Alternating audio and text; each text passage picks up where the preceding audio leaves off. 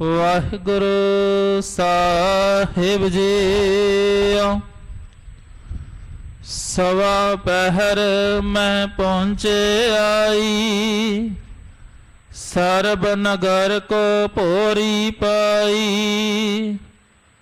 ਦਿਵਸ ਚੜੇ ਮੰਡਿਓਰਨ ਭਾਰੀ, ਛੋਟਤ ਤੁਫੰਗ ਮਨੋ ਪਿਚਕਾਰੀ।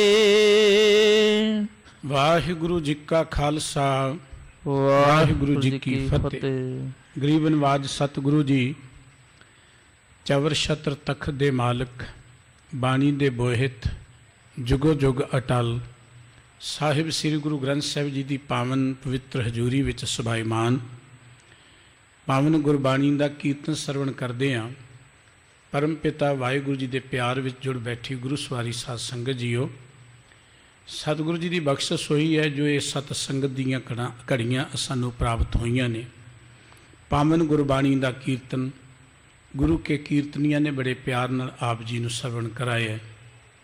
ਧੰਨ ਗੁਰੂ ਤੇਗ ਬਹਾਦਰ ਸਾਹਿਬ ਜੀ ਦੇ ਇਹ ਪਾਵਨ ਬਚਨ, ਰਾਮ ਗਇਓ ਰਾਮਨ ਗਇਓ, ਜਾਂ ਕੋ ਬਹੁ ਪਰਿਵਾਰ, ਕਹੇ ਨਾਨਕ ਥਿਰ ਕਛ ਨਹੀਂ, ਸੁਪਨੇ ਜਿਉ ਸੰਸਾਰ। ਸਤਿਗੁਰੂ ਜੀ ਨੇ ਦੋ ਹਸਤੀਆਂ ਦਾ ਜ਼ਿਕਰ ਕੀਤਾ ਇਸ ਪਵਿੱਤਰ ਸ਼ਲੋਕ ਅੰਦਰ। ਰਾਵਣ ਜੋ ਲੰਕਾ ਦਾ ਰਾਜਾ ਸੀ, ਜਿਹੜੀ ਲੰਕਾ ਸੋਨੇ ਦੀ ਕਹੀ ਜਾਂਦੀ ਸੀ। ਇੱਥੋਂ ਅਸੀਂ ਅੰਦਾਜ਼ਾ ਲਗਾ ਸਕਦੇ ਹਾਂ ਕਿ ਉਹ ਕਿੰਨਾ ਕੁ ਅਮੀਰ ਰਾਜਾ ਹੋਏਗਾ, ਜਾਂ ਕਿੰਨਾ ਕੁ ਕਿਸ ਤਰ੍ਹਾਂ ਦਾ ਰਾਜਾ ਹੋਏਗਾ ਜਿਹਦੀ ਲੰਕਾ ਹੀ ਸੋਨੇ ਦੀ ਸੀ। ਇਹਦਾ ਮਤਲਬ ਕਿ ਉਹ ਆਰਥਿਕ ਪੱਖ ਤੋਂ ਬਹੁਤ ਅਮੀਰ ਸੀ। ਰਾਵਣ ਜੋ ਬੜਾ ਵਿਦਵਾਨ ਸੀ, ਸ਼ਾਸਤਰਾਂ ਦਾ, ਵੇਦਾਂ ਦਾ ਗਿਆਤਾ ਸੀ। ਰਾਵਣ ਜਿਹੜਾ ਬੜਾ ਵੱਡਾ ਤਪੱਸੀ ਵੀ ਕਿਹਾ ਜਾਂਦਾ ਹੈ। ਇਹਨਾਂ ਕੁਝ ਹੁੰਦਿਆਂ ਹੋਇਆਂ ਬਾਵਜੂਦ ਉਹਦੀ ਇੱਕ ਬੜੀ ਵੱਡੀ ਗਲਤੀ, ਜਿਹੜੀ ਗੁਰੂ ਗ੍ਰੰਥ ਸਾਹਿਬ ਜੀ ਨੇ ਕਿਸੇ ਮਨੁੱਖ ਦਾ ਨਿਰਾਦਰ ਨਹੀਂ ਕੀਤਾ, ਲੇਕਿਨ ਉਹਦੀ ਇਹ ਗਲਤੀ ਸਭਿਅਕ ਨਹੀਂ ਹੈ ਕਿ ਕਿਸੇ ਦੀ ਇਸਤਰੀ ਨੂੰ, ਧੀ ਭੈਣ ਨੂੰ ਉਠਾ ਲੈਣਾ। ਹਾਲਾਂਕਿ ਭਾਵੇਂ ਉਹਦਾ ਤਿਰਸਕਾਰ ਨਹੀਂ ਕੀਤਾ, ਨਿਰਾਦਰ ਨਹੀਂ ਕੀਤਾ, ਉਹਦੀ ਇੱਜ਼ਤ ਨੂੰ ਹੱਥ ਨਹੀਂ ਪਾਇਆ, ਹਰ ਤਰੀਕੇ ਨਾਲ ਉਹਨੂੰ ਸੁਰੱਖਿਅਤ ਰੱਖਿਆ ਹੈ, ਪਰ ਗੁਰਬਾਣੀ ਦੀਆਂ ਨਜ਼ਰਾਂ 'ਚ ਇੱਕ ਬਹੁਤ ਵੱਡਾ ਗੁਨਾਹ ਹੈ ਕਿਸੇ ਧੀ ਨੂੰ, ਕਿਸੇ ਭੈਣ ਨੂੰ ਉਠਾ ਕੇ ਲੈ ਜਾਣਾ। ਉਹ ਰਾਵਣ ਜਿਹੜਾ ਬਹੁਤ ਵੱਡੇ ਪਰਿਵਾਰ ਵਾਲਾ ਸੀ, ਗੁਰੂ ਗ੍ਰੰਥ ਸਾਹਿਬ ਜੀ ਕਹਿੰਦੇ 1 ਲੱਖ ਪੂਤ ਸਵਾ ਲੱਖ ਨਾਤੀ, ਤੇ ਰਾਵਣ ਘਰ ਦੀਆ ਨਾ ਬਾਤੀ। ਉਹ ਰਾਵਣ ਜਿਹੜਾ ਲੰਕਾ ਗੜ ਸੋਇਨੇ ਕਾ ਭਇਆ, ਮੂਰਖ ਰਾਵਣ ਕਿਆ ਲੈ ਗਿਆ। ਵਿਦਵਾਨ ਹੁੰਦਿਆਂ ਹੋਇਆਂ, ਅਮੀਰ ਹੁੰਦਿਆਂ ਹੋਇਆਂ, ਐਡਾ ਵੱਡਾ ਰਾਜਾ ਹੁੰਦਿਆਂ ਹੋਇਆਂ, ਗੁਰਬਾਣੀ ਨੇ ਮੂਰਖ ਉਸ ਨੂੰ ਇਸ ਕਰਕੇ ਆਖਿਆ ਹੈ ਕਿ ਇਹ ਉਹਦਾ ਗੁਨਾਹ ਸੀ ਜੋ ਕਿਸੇ ਦੀ ਇਸਤਰੀ ਨੂੰ, ਧੀ ਨੂੰ, ਭੈਣ ਨੂੰ ਚੁੱਕ ਕੇ ਆਪਣੇ ਘਰ ਲੈ ਜਾਣਾ, ਭਾਵੇਂ ਕਿ ਉਹਦੀ ਬੇਪਤੀ ਉਹਨੇ ਨਹੀਂ ਕੀਤੀ। ਉਹ ਰਾਵਣ ਇਸ ਦੁਨੀਆ ਤੋਂ ਚਲਿਆ ਗਿਆ, ਰਾਮਚੰਦਰ ਵੀ ਚਲੇ ਗਏ, ਜਿਹੜੇ ਉਹਨੂੰ ਮਾਰਨ ਦੇ ਲਈ ਗਏ ਸਨ ਉਹ ਵੀ ਧਰਤੀ 'ਤੇ ਨਾ ਰਹੇ। ਕਹਿਣ ਤੋਂ ਭਾਵ ਕਿ ਭਾਵੇਂ ਕੋਈ ਅਵਤਾਰੀ ਪੁਰਖ ਹੋਵੇ ਅਤੇ ਭਾਵੇਂ ਕੋਈ ਸੰਸਾਰੀ ਪੁਰਖ ਜਿੰਨਾ ਮਰਜ਼ੀ ਵੱਡਾ ਹੋਵੇ, ਉਹ ਇਸ ਧਰਤੀ 'ਤੇ ਬੈਠਾ ਨਹੀਂ ਰਹਿਣਾ, ਉਹਨੂੰ ਜਾਣਾ ਪੈਣਾ। ਰਾਵਣ ਜਿਹਦੀ ਇੱਕ ਨਿੱਕੀ ਜਿਹੀ ਗਲਤੀ ਜਾਂ ਵੱਡੀ ਗਲਤੀ ਕਹਿ ਲਓ, ਜਿਹਦੇ ਕਰਕੇ ਉਹਨੂੰ ਹਰ ਸਾਲ ਰਿਵਾਜ ਪੈ ਗਿਆ ਸਾੜਨ ਦਾ।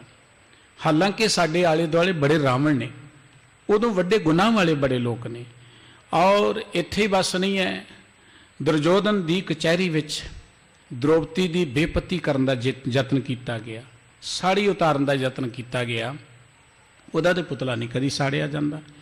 ਹੋਰ ਵੱਡੇ ਵੱਡੇ ਗੁਨਾਹਗਾਰ ਆਲੇ ਦੁਆਲੇ ਫਿਰਦੇ ਨੇ, ਜਿਹੜੇ ਰਾਵਣ ਤੋਂ ਜ਼ਿਆਦਾ ਗੁਨਾਹਗਾਰ ਨੇ, ਉਹਨਾਂ ਨੂੰ ਕਦੀ ਨਹੀਂ ਚੇਤੇ ਕੀਤਾ ਜਾਂਦਾ, ਉਹਨਾਂ ਦਾ ਕਦੀ ਨਹੀਂ ਸਾੜਿਆ ਜਾਂਦਾ। ਰਾਵਣ ਵਿਦਵਾਨ ਹੈ, ਰਾਵਣ ਲੰਕਾਪਤੀ ਸੀ। ਉਹਦੀ ਲੰਕਾ ਕਿੰਨੀ ਅਮੀਰ ਹੋਏਗੀ ਜਿਹਨੂੰ ਸਾੜ ਕੇ ਬਾਅਦ 'ਚ ਸਵਾਹ ਕਰ ਦਿੱਤਾ ਗਿਆ। ਕਦੀ ਸਾਡਾ ਮੁਲਕ ਵੀ ਸੋਨੇ ਦੀ ਚਿੜੀ ਸੀ। ਜਦੋਂ ਮੁਗਲਾਂ ਦੇ ਵੇਲੇ ਦੀ ਗੱਲ ਆਪਾਂ ਕਰਦੇ, ਜਦੋਂ ਉਦੋਂ ਦੀ GDP ਤੁਸੀਂ ਦੇਖੋਗੇ 27% ਸੀ ਆਪਣੇ ਮੁਲਕ ਦੀ GDP। 27% ਬਹੁਤ ਵੱਡੀ ਗੱਲ ਹੈ ਅੱਜ ਦੇ ਮੁਕਾਬਲੇ ਦੇਖੀਏ ਦੇ ਨਾਲੋਂ। ਲੇਕਿਨ ਸਾਡਾ ਮੁਲਕ ਵੀ ਕਦੀ ਸੋਨੇ ਦੀ ਚਿੜੀ ਗਿਣਿਆ ਜਾਂਦਾ ਸੀ, ਇਹ ਹੁਣ ਕਾਂ ਹੀ ਬਣੀ ਜਾ ਰਿਹਾ ਹੈ। ਉਹ ਲੰਕਾ ਸੋਨੇ ਦੀ ਸਾੜ ਕੇ ਸਵਾਹ ਕਰ ਦਿੱਤੀ ਗਈ। ਇਹਦਾ ਮਤਲਬ ਕਿ ਉਹਦੀ ਇੱਕ ਗਲਤੀ ਕਰਕੇ ਏਡੀ ਵੱਡੀ ਜੰਗ ਹੋਈ, ਏਡੀ ਵੱਡੀ ਤਬਾਹੀ ਹੋਈ, ਇਸ ਗੱਲ ਕਰਕੇ ਉਸ ਨੂੰ ਮੂਰਖ ਕਿਹਾ ਗਿਆ। ਵੈਸੇ ਉਹ ਵੱਡਾ ਵਿਦਵਾਨ ਸੀ। ਵਿਦਵਾਨ ਹੋਣਾ ਚੰਗੀ ਗੱਲ ਹੈ, ਪਰ ਵਿਦਵਾਨ ਹੁੰਦਿਆਂ ਹੋਇਆਂ ਅਜਿਹੀਆਂ ਗਲਤੀਆਂ ਕਰਨ ਵਾਲਾ ਮੂਰਖ ਹੀ ਗਿਣਿਆ ਜਾਏਗਾ। ਸਤਿਗੁਰੂ ਜੀ ਕਹਿੰਦੇ ਉਹ ਇਸ ਧਰਤੀ ਤੋਂ ਚਲੇ ਗਏ, ਏਡੇ ਵੱਡੇ ਪ੍ਰਤਾਪੀ ਰਾਜੇ, ਕੈਰਵਾਂ ਵਰਗੇ ਚਲੇ ਗਏ, ਰਾਮਚੰਦਰ ਜੀ ਚਲੇ ਗਏ, ਹੋਰ ਅਨੇਕਾਂ ਅਵਤਾਰੀ ਪੁਰਖ ਇਸ ਧਰਤੀ ਤੋਂ ਚਲੇ ਗਏ। और जेड़ा भी इस धरती पर आया है ਉਹਨੂੰ ਜਾਣਾ ਪੈਣਾ ਹੈ। ਵਾਹਿਗੁਰੂ ਜੀ ਨੇ ਜਿਸ ਮਕਸਦ ਲਈ ਸਾਨੂੰ ਧਰਤੀ ਤੇ ਭੇਜਿਆ ਹੈ, ਉਹ ਮਕਸਦ ਹੈ ਕਿ ਆਪਾਂ ਜ਼ਿੰਦਗੀ ਦੇ ਅੰਦਰ ਮਨੁੱਖਤਾ ਦੀ ਸੇਵਾ ਕਰੀਏ, ਪਰਮ ਪਿਤਾ ਪ੍ਰਮਾਤਮਾ ਦੇ ਪਿਆਰ ਵਿੱਚ ਜੁੜ ਕੇ ਆਪਣੇ ਅੰਦਰ ਰੱਬੀ ਗੁਣ ਪੈਦਾ ਕਰੀਏ, ਦੂਜਿਆਂ ਦਾ ਭਲਾ ਕਰਨ ਦਾ ਯਤਨ ਕਰੀਏ। ਜਿਨ੍ਹਾਂ ਨੇ ਧਰਤੀ ਤੇ ਪਰਉਪਕਾਰ ਕੀਤਾ ਉਹਨਾਂ ਨੂੰ ਚੰਗੇ ਨਾਂ ਦੇ ਨਾਲ ਹਮੇਸ਼ਾ ਚੇਤੇ ਕੀਤਾ ਜਾਂਦਾ ਹੈ। ਗੁਰੂ ਕੇ ਇਹਨਾਂ ਪਵਿੱਤਰ ਬਚਨਾਂ ਦਾ ਕੀਰਤਨ ਆਪ ਜੀ ਸਰਵਣ ਕਰ ਰਹੇ ਸੀ ਔਰ ਸਤਿਗੁਰੂ ਸਾਹਿਬ ਜੀ ਨੇ ਸਾਨੂੰ ਪ੍ਰੇਰਣਾ ਕੀਤੀ ਹੈ ਕਿ ਭਾਈ ਜੋ ਉਪਜਿਓ ਸੋ ਬਿਨਸ ਹੈ, ਪਰੋ ਆਜ ਕੈ ਕਾਲ, ਨਾਨਕ ਹਰ ਗੁਣ ਗਾਏ ਲੈ, ਛਾੜ ਸਗਲ ਜੰਜਾਲ। ਜਿਹੜਾ ਵੀ ਉਪਜਿਆ ਉਹਨੇ ਬਿਨਸ ਜਾਣਾ ਹੈ, ਭਾਵੇਂ ਕੋਈ ਵੀ ਹੈ। ਬਾਦਸ਼ਾਹ ਸਾਹਿਬ ਵਪਾਰੀ ਮਰਨਾ, ਗੱਲ ਮਰਨ ਦੀ ਨਹੀਂ ਹੈ, ਗੱਲ ਤੇ ਕਿ ਆਪਾਂ ਜਿਉਣਾ ਕਿਵੇਂ ਹੈ, ਜ਼ਿੰਦਗੀ ਕਾਹਦੇ ਲਈ ਮਿਲੀ ਹੈ। ਜੇ ਆਪਾਂ ਜ਼ਿੰਦਗੀ ਅੰਦਰ ਜਿਉਣਾ ਸਿੱਖ ਲਿਆ ਤੇ ਮੌਤ ਵੀ ਜਿਹੜੀ ਹੈ ਉਹ ਸਾਨੂੰ ਮਾਰ ਨਹੀਂ ਸਕੇਗੀ। ਉਹ ਇੱਕ ਤਰੀਕਾ ਹੈ ਕਿ ਪ੍ਰਮਾਤਮਾ ਦੀ ਸਿਫਤ ਸਲਾਹ ਵਿੱਚ ਜੁੜੀਏ। ਗੁਰੂ ਤੇਗ ਬਹਾਦਰ ਸਾਹਿਬ ਜੀ ਮਹਾਰਾਜ ਦੇ ਪਾਵਨ ਸ਼ਲੋਕ ਸੂਈ ਇੱਥੋਂ ਹੁੰਦੇ ਨੇ ਕਿ ਗੁਣ ਗੋਬਿੰਦ ਗਾਇਓ ਨਹੀਂ ਜਨਮ ਅਕਾਰਥ ਕੀਨ। ਜਿਨ੍ਹਾਂ ਨੇ ਗੋਬਿੰਦ ਦੇ ਉਸ ਪ੍ਰਮਾਤਮਾ ਦੇ ਗੁਣ ਨਹੀਂ ਗਾਏ, ਉਹਦੀ ਸਿਫਤ ਸਲਾਹ ਨਹੀਂ ਕੀਤੀ, ਉਹਦੀ ਕੀਰਤੀ ਨਹੀਂ ਕੀਤੀ, ਉਹਦੀ ਤਾਂ ਜ਼ਿੰਦਗੀ ਬਿਰਥਾ ਚਲੀ ਜਾਂਦੀ, ਉਹ ਭਾਵੇਂ ਕੋਈ ਵੀ ਹੋਵੇ। ਗੁਰੂ ਚਰਨਾਂ 'ਚ ਅਰਦਾਸ ਕਰੀਏ ਕਿ ਸਾਨੂੰ ਇਹ ਦਾਤ ਪ੍ਰਾਪਤ ਹੋਏ ਕਿ ਅਸੀਂ ਉੱਠਦੇ ਹਾਂ, ਬੈਠਦੇ ਹਾਂ, ਸੁੱਤੇ ਹਾਂ, ਜਾਗਦੇ ਹਾਂ, ਉਸ ਵਾਹਿਗੁਰੂ ਜੀ ਦੇ ਧੰਨਵਾਦ ਵਿੱਚ ਜੁੜੇ ਰਹੀਏ ਤਾਂ ਕਿ ਜ਼ਿੰਦਗੀ ਦਾ ਲਾਹਾ ਖੱਟ ਸਕੀਏ। ਜਿੱਥੇ ਕੀਰਤਨ ਦਾ ਆਨੰਦ ਆਪ ਜੀ ਨੇ ਮਾਣਿਆ ਹੈ, ਸਤਿਗੁਰੂ ਨਾਨਕ ਸਾਹਿਬ ਜੀ ਮਹਾਰਾਜ ਦੇ ਜੀਵਨ ਇਤਿਹਾਸ ਦੀ ਕਥਾ ਆਪ ਜੀ ਸਰਵਣ ਕਰ ਰਹੇ ਹੋ। ਏਮਨਾਬਾਦ ਦੀ ਧਰਤੀ 1521 ਦਾ ਇਹ ਟਾਈਮ ਹੈ, ਸਨ 1521 ਦਾ ਟਾਈਮ। ਗੁਰੂ ਨਾਨਕ ਸਾਹਿਬ ਜੀ ਇਸ ਸਾਲ ਇਸ ਇਲਾਕੇ 'ਚ ਆਏ। ਇਸ ਇਲਾਕੇ ਦੇ ਕੇਵਲ ਇਸ ਇਲਾਕੇ ਦੇ ਨਹੀਂ, ਸਮੁੱਚੇ ਆਪਣੇ ਮੁਲਕ ਦੇ ਜਿਹੜੇ ਹਾਕਮ ਸਨ ਉਹ ਬੜੇ ਦੁਰਾਚਾਰੀ, ਬੜੇ ਭ੍ਰਿਸ਼ਟ ਹੋ ਚੁੱਕੇ ਸਨ। ਗੱਦੀਆਂ ਤੇ ਬੈਠ ਕੇ ਲੋਕਾਂ ਤੇ ਜ਼ੁਲਮ ਕਰਨਾ, ਧੱਕਾ ਕਰਨਾ, ਲੁੱਟਣਾ, ਕੁੱਟਣਾ, ਇਹ ਉਹਨਾਂ ਦਾ ਇੱਕ ਆਮ ਸ਼ੌਂਕ ਜਿਹਾ ਬਣ ਗਿਆ ਸੀ ਔਰ ਉਹਨੂੰ ਇਹ ਆਪਣੀ ਸ਼ਾਨ ਸਮਝਦੇ ਸਨ। ਅੱਜ ਵੀ ਇਹੀ ਕੁਝ ਹੈ। ਜਿਹਦੇ ਕੋਲ ਤਾਕਤ ਆ ਜਾਂਦੀ, ਝੂਠ ਬੋਲਣਾ, ਹੇਰਾ ਫੇਰੀ ਕਰਨੀ, ਠੱਗੀਆਂ ਕਰਨਾ, ਇਹਨੂੰ ਆਪਣਾ ਇੱਕ ਉਹ ਨਾ ਜ਼ਿੰਦਗੀ ਦਾ ਇੱਕ ਅਸੂਲ ਸਮਝਦਾ, ਫੈਸ਼ਨ ਸਮਝਦਾ ਕਿ ਇਹ ਰਾਜ ਗੱਦੀਆਂ ਤੇ ਹੇਰਾ ਫੇਰੀ ਤੋਂ ਬਿਨਾਂ ਚੱਲਦੀ ਹੀ ਨਹੀਂ ਹੈ। ਅਜਿਹਾ ਹੀ ਵਾਤਾਵਰਣ ਉਦੋਂ ਸੀ। ਗੁਰੂ ਨਾਨਕ ਸਾਹਿਬ ਜੀ ਏਮਨਾਬਾਦ 'ਚ ਗਏ ਨੇ, ਉੱਥੋਂ ਦੇ ਲੋਕਾਂ ਦੇ ਹਾਲਾਤ ਦੇਖੇ ਔਰ ਉਸ ਵੇਲੇ ਦੇ ਜੋ ਰਾਜਨੀਤਿਕ ਬੱਦਲ ਛਾਏ ਹੋਏ ਸਨ ਮੁਲਕ ਦੇ ਉੱਪਰ ਵਿਵਸਥਾ ਦੇ, ਸਭ ਕੁਝ ਨੂੰ ਦੇਖਦਿਆਂ ਗੁਰੂ ਸਾਹਿਬ ਜੀ ਨੇ ਇੱਕ ਗੱਲ ਕਹੀ ਸੀ ਕਿ ਜੈਸੀ ਮੈਂ ਆਵੇ ਖਸਮ ਕੀ ਬਾਣੀ, ਤੈਸੜ ਕਰੀ ਗਿਆਨ ਵੇਲਾ ਲੋ, ਪਾਪ ਕੀ ਜੰਜ ਲੈ ਕਾਬਲੋਂ ਤਾਇਆ, ਜੋਰੀ ਮੰਗੈ ਦਾਨ ਵੇਲਾ ਲੋ। ਸਤਿਗੁਰੂ ਜੀ ਨੇ ਇੱਕ ਵਿਆਹ ਦਾ ਅਲੰਕਾਰ ਮੰਨਿਆ ਕਿ ਜਿਵੇਂ ਵਿਆਹ ਤੇ ਬਰਾਤ ਆਉਂਦੀ ਹੈ, ਉੱਥੇ ਦਾਨ ਦਿੱਤਾ ਜਾਂਦਾ ਹੈ, ਧੀਆਂ ਨੂੰ ਵਿਆਹ ਕੇ ਖੜਦੇ ਪੰਡਤ ਜਾਂ ਕਾਜੀ ਜਿਹੜੇ ਨੇ ਉਹ ਵਿਆਹ ਪੜ੍ਹਦੇ ਨੇ। ਸਤਿਗੁਰੂ ਜੀ ਕਹਿਣਗੇ ਕਾਬਲ ਤੋਂ ਪਾਪ ਦੀ ਜੰਜ ਲੈ ਕੇ ਆਇਆ ਹੈ, ਜਿਹੜਾ ਹਿੰਦੁਸਤਾਨ 'ਚ ਜੋਰੀ ਦਾਨ ਮੰਗੇਗਾ, ਇੱਥੇ ਮਾਸਪੁਰੀ ਬਣ ਜਾਏਗੀ। ਇੱਥੇ ਕਾਜੀ ਤੇ ਬਾਹਮਣ ਦੀ ਗੱਲ ਨਹੀਂ, ਇੱਥੇ ਤੇ ਸ਼ੈਤਾਨ ਹੀ ਆ ਕੇ ਵਿਆਹ ਨੂੰ ਪੜ੍ਹੇਗਾ। ਚਾਰ ਸਵੇਰੇ ਇਹ ਜਿਹੜੇ ਲੋਕ ਅੱਜ ਰੱਬ ਨੂੰ ਭੁੱਲੇ ਬੈਠੇ ਨੇ, ਇਹ ਕਸ਼ਟ ਮੈਂ ਕਰੇ ਖੁਦਾਏ ਵੇ ਲਾ ਲੋ, ਜਦੋਂ ਬਿਪਤਾ ਆਏਗੀ ਉਦੋਂ ਇਹਨਾਂ ਨੂੰ ਰੱਬ ਚੇਤੇ ਆਏਗਾ। ਗੁਰੂ ਨਾਨਕ ਸਾਹਿਬ ਜੀ ਦੇ ਇਹਨਾਂ ਬਚਨਾਂ ਕਹਿਣ ਤੋਂ ਕੁਝ ਹੀ ਸਮੇਂ ਦੇ ਬਾਅਦ ਬਹੁਤ ਜਲਦੀ ਏਮਨਾਬਾਦ ਦੀ ਧਰਤੀ ਤੇ ਹਮਲਾ ਹੋ ਗਿਆ। ਬਾਬਰ ਨੇ ਹਮਲਾ ਕੀਤਾ ਹੈ। ਜਿਸ ਤਰੀਕੇ ਨਾਲ ਉੱਥੇ ਖੂਨ ਖਰਾਬਾ ਹੋਇਆ ਹੈ, ਜਿਸ ਤਰੀਕੇ ਨਾਲ ਉੱਥੇ ਹਾਲਾਤ ਵਾਪਰੇ ਨੇ, ਮਾਨਯੋਗ ਭਾਈ ਸਾਹਿਬ ਭਾਈ ਸੰਤੋਖ ਸਿੰਘ ਜੀ ਜੋ ਵਰਣਨ ਕਰ ਰਹੇ ਨੇ, ਆਓ ਆਪਾਂ ਇੱਕ ਮਨ ਚਿੱਤ ਇਕਾਗਰ ਹੋ ਗੁਰੂ ਕੀ ਅਗਲੀ ਕਥਾ ਸਰਵਣ ਕਰੀਏ। ਸਤਿਗੁਰੂ ਜੀ ਦੇ ਪਿਆਰ ਵਿੱਚ ਜੁੜਦੇ ਹਾਂ, ਮੁਖ ਤੋਂ ਸਾਰੇ ਹੀ ਉਚਾਰਨ ਕਰੀਏ ਜੀ, ਸਤਨਾਮ ਵਾਹਿਗੁਰੂ ਸਾਹਿਬ ਜੀ। ਸਵਾ ਪਹਿਰ ਮੈਂ ਪਹੁੰਚੇ ਆਈ। ਕਵੀ ਜੀ ਕਹਿੰਦੇ ਜਦੋਂ ਸਵਾ ਪਹਿਰ ਦਿਨ ਹੋਇਆ ਨਾ ਤੇ ਉਸ ਵੇਲੇ ਬਾਬਰ ਦੀ ਫੌਜ ਇਸ ਨਗਰ ਤੇ ਆ ਕੇ ਚੜ੍ਹ ਪਈ, ਹਮਲਾ ਕਰ ਦਿੱਤਾ। ਸਰਬ ਨਗਰ ਕੋ ਭੋਰੀ ਪਾਈ। ਸਾਰੇ ਏਮਨਾਬਾਦ ਸ਼ਹਿਰ ਨੂੰ ਇਹਨਾਂ ਨੇ ਘੇਰਾ ਪਾ ਲਿਆ। ਦਿਵਸ ਚੜੇ ਮੰਡਿਓਰਨ ਭਾਰੀ। ਬਹੁਤ ਵੱਡਾ ਜੰਗ ਜਿਹੜਾ ਸੀ ਉਹ ਉੱਥੇ ਸ਼ੁਰੂ ਹੋ ਗਿਆ। ਛੋਟਤ ਤੁਫੰਗ ਮਨੋ ਪਿਚਕਾਰੀ। ਤੁਫੰਗ ਬੰਦੂਕ ਨੂੰ ਕਹਿੰਦੇ ਨੇ। ਬੰਦੂਕ ਚੱਲਦੀ ਹੈ, ਜਦੋਂ ਗੋਲੀ ਲੱਗਦੀ ਨਾ ਕਿਸੇ ਦੇ ਸਰੀਰ 'ਚ ਤੇ ਉੱਥੋਂ ਖੂਨ ਵਗਦਾ। ਜਿਵੇਂ ਹੋਲੀਆਂ ਦੇ ਦਿਨਾਂ 'ਚ ਰੰਗ ਸੁੱਟਦੇ ਨੇ ਪਿਚਕਾਰੀ ਦੇ ਨਾਲ, ਅਗਲੇ ਦੇ ਕੱਪੜੇ ਰੰਗੇ ਜਾਂਦੇ ਨੇ, ਇਵੇਂ ਗੋਲੀ ਚੱਲਦੀ ਐਵੇਂ ਲੱਗਦੀ ਜਿਵੇਂ ਪਿਚਕਾਰੀ ਚੱਲਦੀ ਹੋਏ ਤੇ ਅਗਲੇ ਦੇ ਕੱਪੜੇ ਰੰਗੇ ਜਾਂਦੇ ਹਨ। ਸਾਂਗ ਪ੍ਰਹਾਰੈ ਮੂਠ ਗੁਲਾਲਾ। ਸਾਂਗ ਕਹਿੰਦੇ ਨੇ ਬਰਸ਼ੀ ਨੂੰ। ਬਰਸ਼ੀ ਜਦੋਂ ਮਾਰਦੇ ਨੇ ਉਹ ਜਾ ਕੇ ਕਿਸੇ ਦੀ ਹਿੱਕ 'ਚ ਵੱਜਦੀ ਹੈ, ਸਰੀਰ 'ਚ ਵੱਜਦੀ ਤੇ ਖੂਨ ਨਿਕਲਦਾ, ਕੱਪੜੇ ਰੰਗੇ ਜਾਂਦੇ ਨੇ।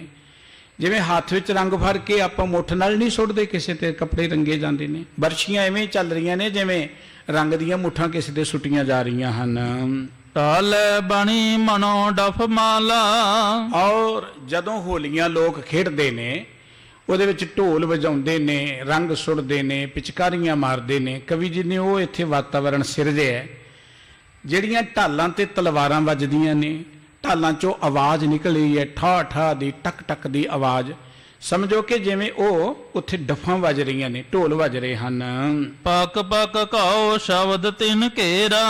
ਔਰ ਉਸ ਵੇਲੇ ਜਿੱਥੇ ਕੋਈ ਬਰਸ਼ੀ ਵੱਜਦੀ ਹੈ ਜਾਂ ਜਿੱਥੇ ਕੋਈ ਤੀਰ ਵੱਜਦਾ ਹੈ, ਗੋਲੀ ਵੱਜਦੀ ਹੈ, ਐ ਕੱਪ ਕੱਪ ਕਰਕੇ ਖੂਨ ਨਿਕਲਣਾ ਸ਼ੁਰੂ ਹੋ ਜਾਂਦਾ ਹੈ। ਨਿਕਸੇ ਮੇਜ ਅੰਬੇਰੰ ਘੇਰਾ। ਔਰ ਲੋਕਾਂ ਦੇ ਸਰੀਰਾਂ ਵਿੱਚੋਂ ਇਵੇਂ ਖੂਨ ਨਿਕਲਿਆ ਜਿਵੇਂ ਅੰਬਰ ਸੁੱਟਿਆ ਹੋਏ ਕਿਸੇ ਤੇ।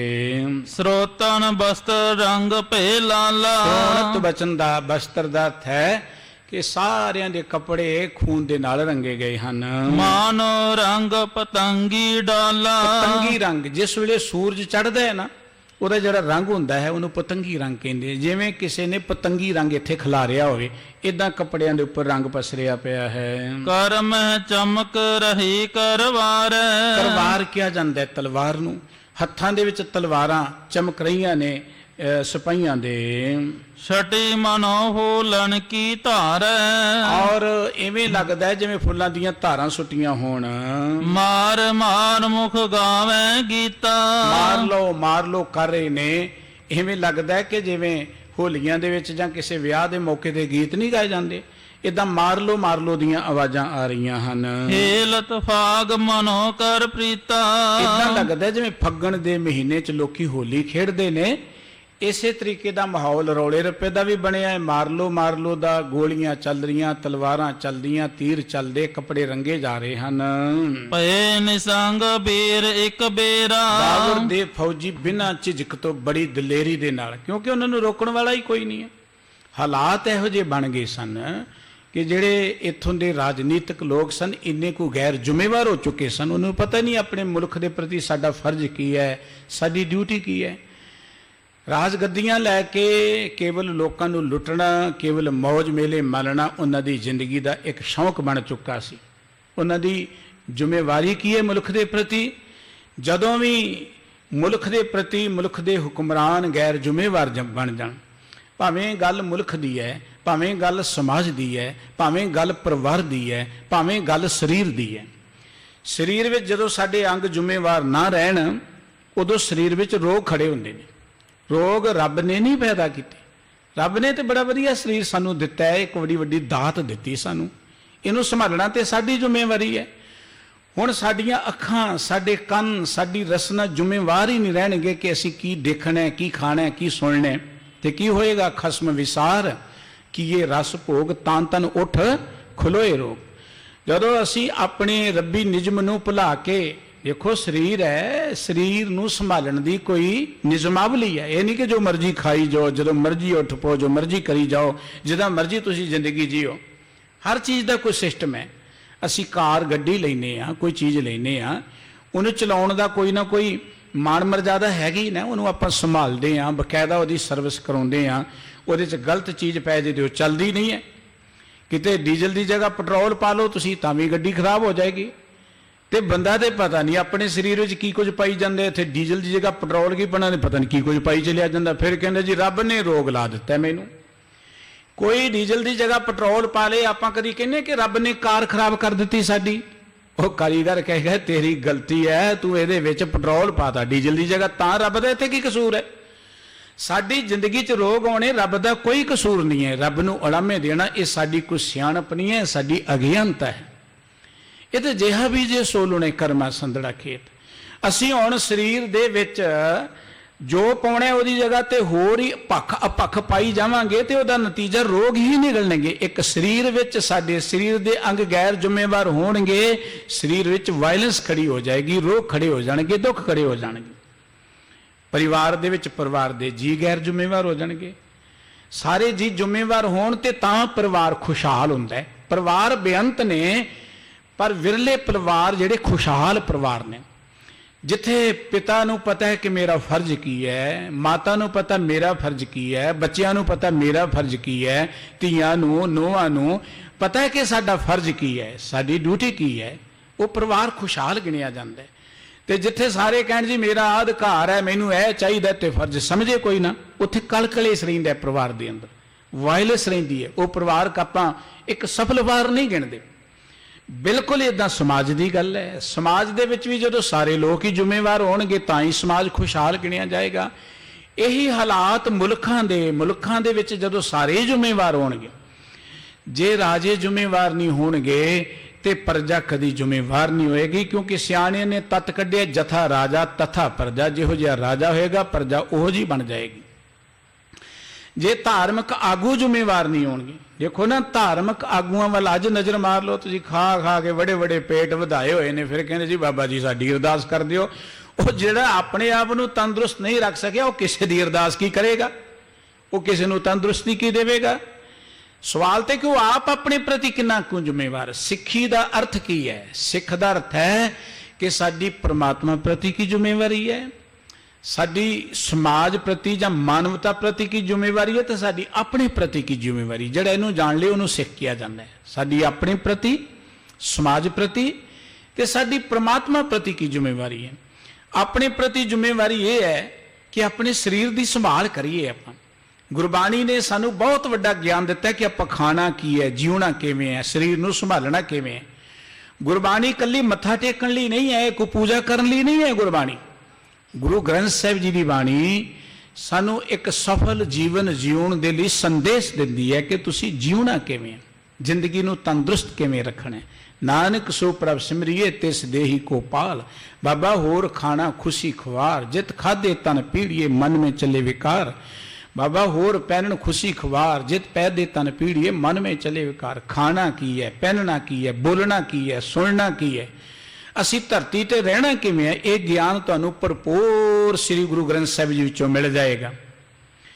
असी धरती ते समाज किहो जिहा बनाउणा, असी धरती ते राजनीति किहो जी करनी है, ये सारा ज्ञान गुरु ग्रंथ साहिब जी की बाणी च भरिया होया है। साडी आर्थिक अवस्था किहो जी होनी चाहिए है, साडा सभ्याचार किहो जिहा होना चाहिए, ये ज्ञान तुहानूं गुरु ग्रंथ साहिब जी चों पढ़ेगा।